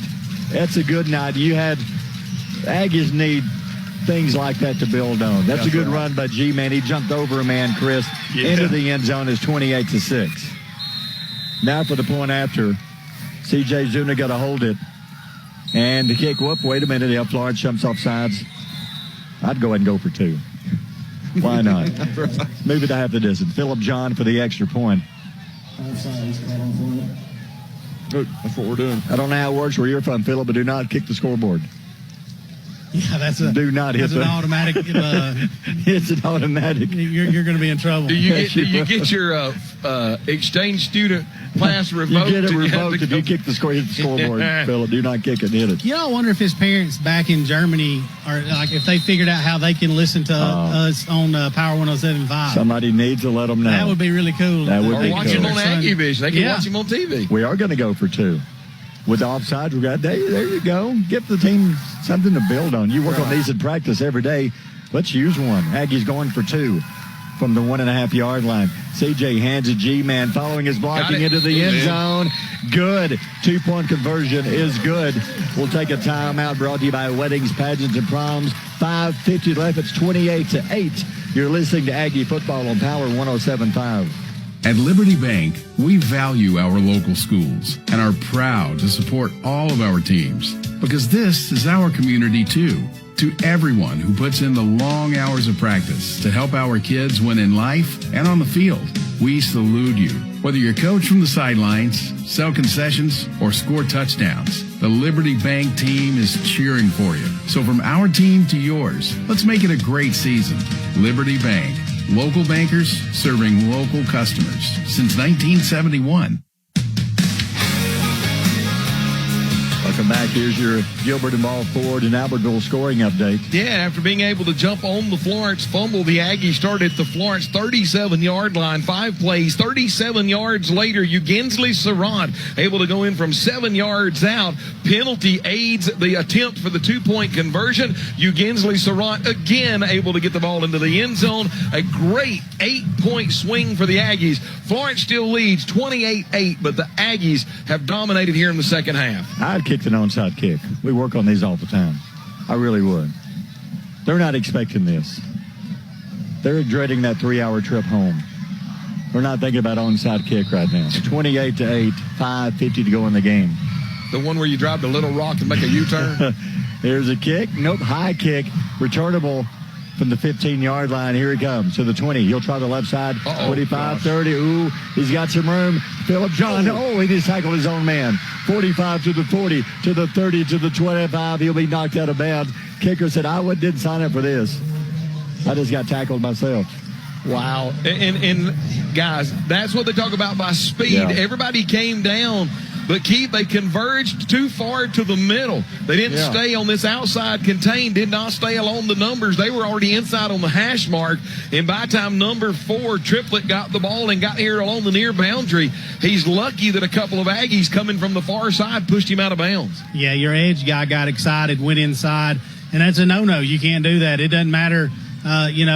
What part of the game it is. If you're supposed to stay outside, you're the contain guy. You got to do your job, stay outside, make sure he don't get outside. Coach Weingarten's telling John, seriously, there was a big gap from the 40 to the 20. You should have kicked it right there at the 30. The ball might have been ours. Back to the action. Hands off. First man through over the 20. Diving to the 15-yard line. And they've got some more 2s in the game. A new back. Well, I don't see any new Aggies out there at the moment. It looks like that they still got most of, if not all of their 1s out there, Barry. But the new running back, I believe that's, is that number 0? Look like number 0, yeah. number 0, which is DeCarson Johnson. He's a junior running back. Picked up 4 yards, second down and 6. 5:06 to go in the game. It's 28-8. Aggies just scored moments ago with Sarant with a touchdown run. Second down and 6. Officials stopped the play. They went ahead and snapped it. Right in front of the Aggie band. I don't think they could hear what was going on. I'm not sure what the flag was, though. I think looks like they're going to back Florence up. Florence jumped a little bit. I thought for a minute that we had a gentleman in the neutral zone there, Keith, but maybe he was drawn off. Somebody may have lined up offsides. I couldn't tell, but that flag came in awfully early. No, yes. They're going to say move. Florence move. So it'll be second down and 11 as they back it up a few yards. Yeah, Florence has a lot of backups in the game. The running back Johnson stays in, so it's going to be second down and 11. With 4:55 remaining in the game, 28-8. High school football scoreboard coming up following the game. Looks like all the ones out there for Albertville. I'm not seeing any new faces. So it's second down and 11 from the 21. Quarterback Mahan, quick pass, toes right side. Oh, they've got him. They're going to drop him back at the line where he made the catch. Great tackle by the Aggies. Jude Fan, open field tackle, dropped him for a loss in the play. Jude Fan lined up on the inside slot receiver from his safety position on the far boundary, just trying to get it to the back out of the backfield. CJ. Jude Fan sees all of the action in front of him, goes through the block of the wide receiver, and as soon as the running back catches it and turns upfield, introduction to number 2.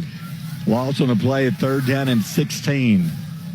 Quarterback Mahan, one of the receivers chops back, pressure's coming. They're going to bring him down for a loss on the play, a loss of a couple. The one of the first Aggies, who's on the bottom of the pile there, can't see who the Aggie was. One of them was a Hunter Alford again. But Peyton Jones may have been the author of that tackle, Barry. So they're going to back that one up, a loss of 2 or 3. Aggie defense, you can't brag on them enough. I know they're playing against the 2s right now, but they played well. They had they gave up the 87-yard touchdown pass. Another long pass set up a touchdown, but overall they played well. They have only give up like 7 points this half. That's great. So Florence letting the clock wind down, 3:45 left. They may even take a 5-yard penalty and a delay. The ball is on the 30-yard line. They're going to call a timeout, I think, and I would think they'd go for it. We'll keep it here. It's going to be 4th down and long, 4th and 19. Florence on the 30-yard line. So as far as offense, Aggies have had a pretty good second half. Yeah, they have. Looking at stats real quick, going back to Colin Parker's numbers, 92 yards on 18 carries. So far tonight, Zuniga, he started out the night 6 of 13, first half of 92 yards passing. So far, has 2 interceptions too, by the way. And the Aggies tonight, guys, not many penalties. Better job tonight with penalties. Sorry, Keith, we had to turn you down. The Aggie band was drowning you out. We can't hear anything. So you may want to come a little further down this way. Aggie band. I tell you what, it's a double-edged sword. They're down here to make all that noise when their offense is on the field, but they drown out the sideline guy. 30-yard line. They're going to go for it. So the backup quarterback, 30-yard line. Aggies down 28-8, 3:38 to go in the game. Quarterback Mahan, Aggies coming after him. He drops back. Here they come. He gets rid of it, throws it down to the side. Tipped. Did he catch it? Doesn't matter. It's going to be Aggie. It's better that he didn't catch it as Dez Simpson went up, slaps it away. Dez may have had his best game of the year so far. It's a great job there. Just continue to drop back. Knew that the quarterback was going to go to the end zone. Ball coming in, high points the ball. Tries to go for an interception. Trying to tell a defensive back not to intercept the pass is about like telling me to bypass a buffet. It just really doesn't happen. But as you said, the best thing that he could have done is have that one to come incomplete, because now the Aggies able to get starting position at their own 30-yard line. Wouldn't you love to see a little drive put together here, Chris, with 3:29 to go? Absolutely. That'd be lovely. Cut it down to 2 touchdowns. Hey, Barry, what about this? Florence with a punt, Florence with 1 touchdown in this half, and then it's been a fumble and then a turnover on downs. You alluded to it. Great job by the Aggie defense. First down, hands off. There's Parker again. Tries to cut around the corner. They're going to trip him up. Oh, they're going to slam him to the turf. Ball comes loose. Was he down, or is it a fumble? It's going to be a fumble, and I think Florence got on that ball, guys. He was hit hard as he went down. It is a fumble.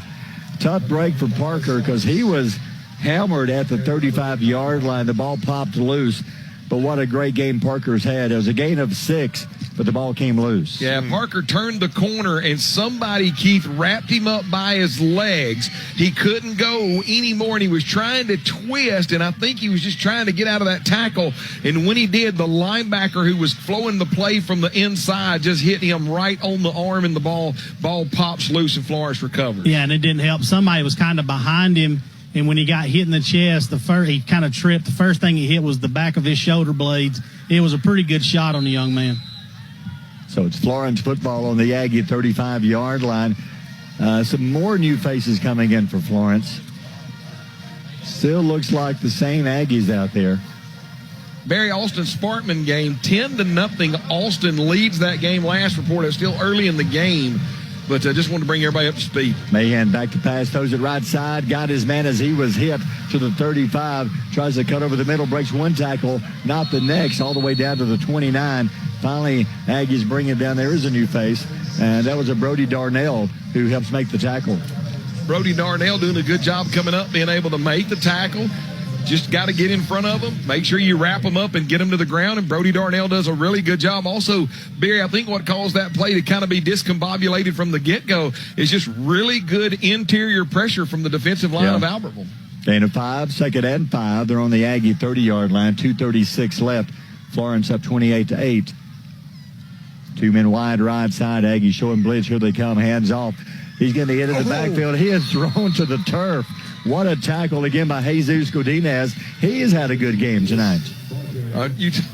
You talk about a heck of a tackle. Barry, that's one of those where I got you from behind. That's a WWE, one of those suplex. I mean, he just flipped him over on his back. I keep thinking if he holds him there for 3 seconds, he wins the Intercontinental Championship belt or something. Hey, I've seen Bam Bam Bigelow make that same move. That's a loss of 3. How about Jesus? He's had some good defensive plays tonight. That's just it. I mean, and here's the thing, Barry. You got to love it when you do get those youngsters out there that have played a lot on the scout team, and now they get their chance to shine under the Friday night lights. You got to love it when you see success from these young men. All right, Florence going to call a timeout. We'll take a timeout brought to you by Weddings, Pageants, and Proms with 1:44 to go, 28-8. Florence, you're listening to Aggie Football on Power 107.5.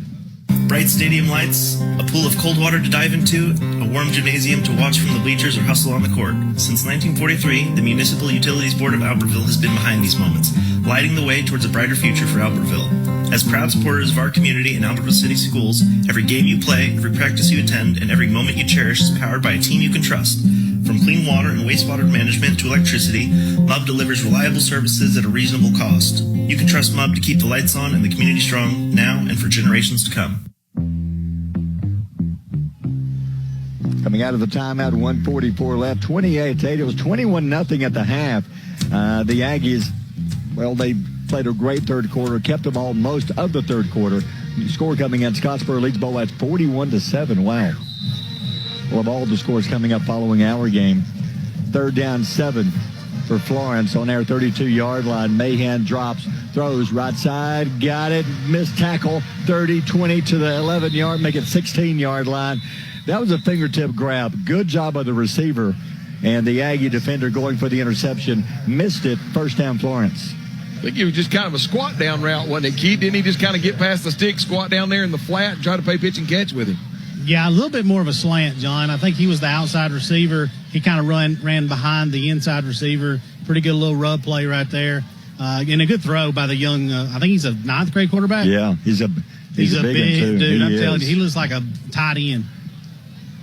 Ball is on the 15-yard line. Mahan's going to take a knee. I like that. I know I'm more than likely not going to stop the clock. The clock will wind down, do that a couple more times, and then we'll try to grab Coach Weingarten. I know you're never happy with a loss, and there's nothing to be happy about when you lose, but just the fact, last year you were beaten by this team 51-0. Tonight, it's 28-8, and you had a couple of big plays had they gone your way, which very easily almost did. you've got a totally different ball game. Not saying you would have won, but I'm saying you may be actually playing down to the wire tonight on trying to win the game, having a chance.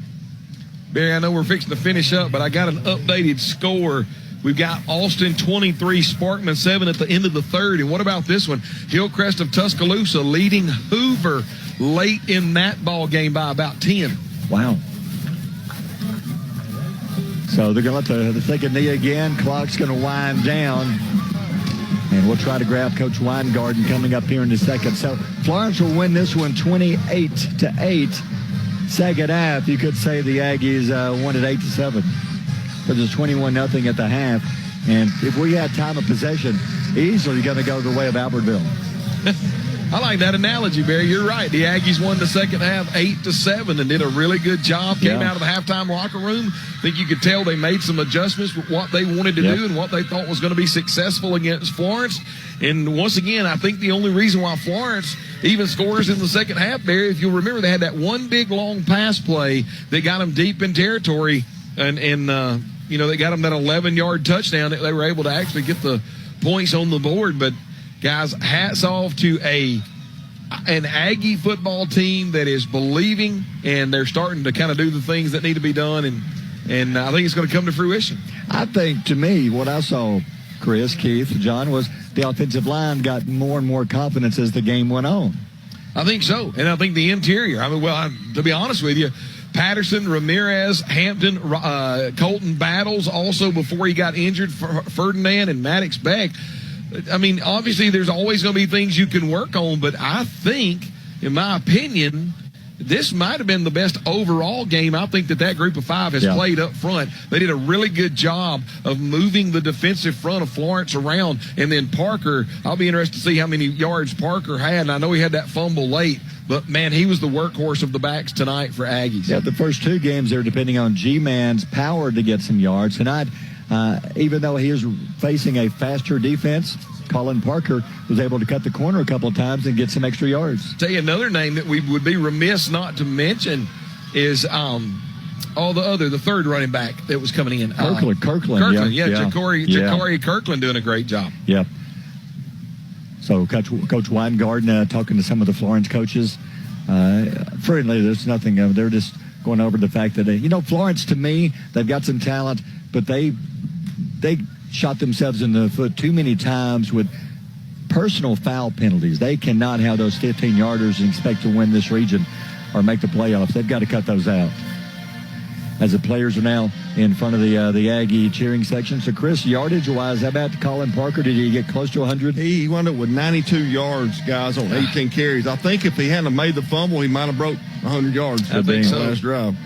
But the guys wound up 39 rushes, 143 yards, 7 of 17, 94 yards passing, 237 yards tonight. One of the big key stats, guys, I think tonight is penalties. We didn't see as many on the Aggies tonight. I think that's big. That's a big improvement from the last two games. Now, passing-wise, what was CJ's numbers again? 7 of 17 for 94 yards. Okay. So, overall, a balanced offense. You got to have more offense than that to win games. That's why you only had the 8 points. But did you look over to Florence and said, you take away the two big pass plays, and they had the one 87-yard touchdown pass and another long pass for, 50, 60 yards. Yeah. They wound up 8 of 11 for 238 passing, 20 rushes, 73 yards. That's 311 total. And their big rusher was Triplett. He only had 59 yards on 10 carries. You take away the two big pass plays, about 130 yards. Yeah. We were fairly even with them total offense. Yep. The defense held Triplett to how many yards? 71. That's really good. Actually, 59. Yeah, 59. That's below his average. He's had 144 yards on the season through 2 games, so he's averaging about 70. So the Aggie's able to hold him about 20-something yards below his average. Great job once again by the Aggie defense, Barry. So, Keith, as we're waiting on Coach Weingarten, what's your thoughts on the game? Guys, I thought we had improvements on the field from last week. I thought we ran the ball a lot better tonight. I thought offensive line, John mentioned, I'm going to say something to Coach about. I thought the offensive line did a darn good job up front, especially in the run blocking game. It always comes down to 4 or 5, maybe 6 big plays, and just seemed to go their way tonight. And we had the kick return call back and a couple of things like that. And some penalties at some really, really bad times. It seems like our penalties tonight, we didn't have as many as last week, but they killed us. It was in big moments. Overall, I thought we played better tonight than we did last week. I thought we moved forward, and I thought the guys really, really played hard. And the news, which don't know, we're not going to even speculate, but there were 2 injuries, one to Ferdinand and one to Orr. We'll have to wait till probably Monday to find out exactly what happened. But, man, those were tough injuries. And Orr played a great game, the defensive back. His injury came when he was going up in the end zone trying to slap the ball away from the receiver and came down awkwardly. Not sure exactly what happened. But that's going to be a tough blow if he can't come back for next week. And the same with Ferdinand on the offensive line. Those are 2 key players. And, boy, you hate any kind of injuries. But for those 2 young men, hopefully it's not as bad as it looked when they first, both of them went down. We'll have to wait and see, though, and see what Coach says next week whenever we talk to him. But no deeper than we are as a team, you can't afford any injury. No, you can't. You really can't. Next week we're going to be home. Sparkman comes into town. Sparkman, they're playing Austin right now. Austin could be, like John said, maybe the best team in the region. Just have to wait and see how that game. Austin led early. So we'll have a Sparkman coming into town next week, and then I guess we get the big road trips will begin very soon. Not too far. Barry, I got an updated score for you there in the end of the third quarter, 24-3. Austin being able to take care of Sparkman right now. So a good possibility that the Sparkman Senator football team is going to come in here at 0-3. Very similar to the way Florence was. They came in here at 0-2 knowing that they needed this game to kind of jumpstart their season because they have Austin looming next week. So they'll want to play this game. I'm sure that Coach Morrison is happy with the win, but I am also sure that he is going to be upset with the penalties and some of the kind of crazy things that happened with his team. And now here comes, I think it's Coach White that's over there Coach White's at Bob Jones. I can't remember his name. But anyway, Sparkman's going to come in more than likely at 0-3. They're going to want to turn their season around. So expect that we're going to get the best from Sparkman as well as they try to turn their season around. They were predicted early in the year to have an opportunity to get into the playoffs. Aggies got another tough test out there 7 nights from tonight. We're a couple of weeks away from the open week. And if everything goes as planned, there's a good chance we get Talik Saint back coming up after the open week. Well, and you got to get, some other players that have had some nagging injuries, a chance to get them back. But, guys, here's my thing. If as tough as we played tonight and the way that we played tonight, I think that we can play with Sparkman. Now, I think we can beat Sparkman. Anything can happen, but I know that we can play hard and we can play tough against Sparkman, and anything can happen. Then we're going to have a really, really tough away game as we go on the road to Decatur to take on Austin. But then when we come back from that little 3-game series, this one, Sparkman and Austin, Barry, if we play like we played tonight, I like our chances on the road at Grissom, and then you get 2 weeks to get prepared for a homecoming jaunt there with Huntsville. I think the Aggies are trending in the right direction with chances there before and after the open week. Another thing I wanted to add about Florence, guys, that shows a lot of class. When you're down here inside the 20, they could have tried to score another touchdown right there. I mean, you just gotta give them credit. That shows class when you do that. And he pulled the starters out early in the fourth quarter. Yeah. Some coaches we've seen in this particular region, they've kept them in there the entire game, and they run the 4 receivers, and they've tried their best to score as many points as they could. Yep. And in some cases they did. Yeah, I think Coach Morrison once again understands that I don't need any crazy injuries right now with Austin out there in the distance, right? We've got this game under control. Let's take this game that we got. Let's go and we make some improvements, some adjustments over the weekend, get ready for practice, and not get anybody that we need. We need a full complement of players healthy with Austin out there next Friday night. Yeah. And one player we did see come back tonight playing some has been Peyton Jones. He's been kind of nursing some injuries. Good to see him back on the field tonight. Good to see him. And as we said, we've had a couple of other ones that didn't get to play tonight, hoping that their injuries will be able to kind of be healed up where we can get a full complement of players next week. We'll see if Coach, as the players break up now, we'll see if Keith can grab Coach Weingarten. Has he been meeting with the players? The players have to be, you're not happy with the loss, but you played better. You're making improvements. And I think that's what Coach is probably telling them down there was, hey, guys, we're making small steps little by little, and it's getting better. Just got to keep on going. And I think, Coach Weingarten, I think, is put together a culture right now. He's building a culture. And as he's building that culture, I think the players, by and large, are starting to buy into it. And when you begin to buy into it, I mean, Barry, anything can happen with a great culture. May not be able to grab Coach Weingarten. Not seeing if he's over on the side.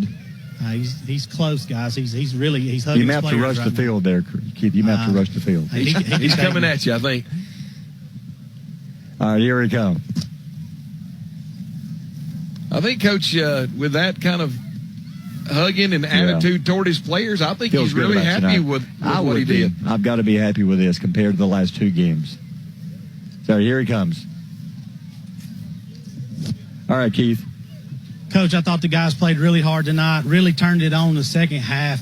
I thought there's about 6 plays in this ball game that really made a difference. Talk about some improvements from last week to this week.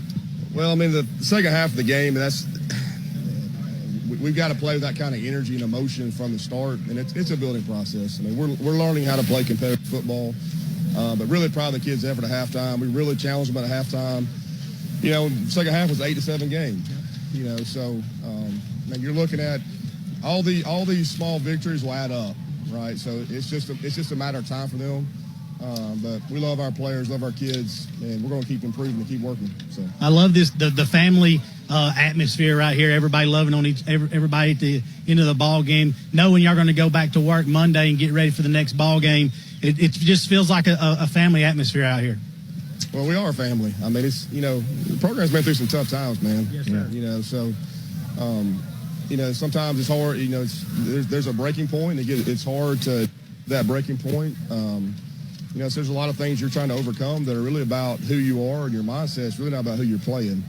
The type of effort we gave in the second half is winning effort, right? So anytime we're seeing those moments, those are things we got to capitalize and we got to build off of.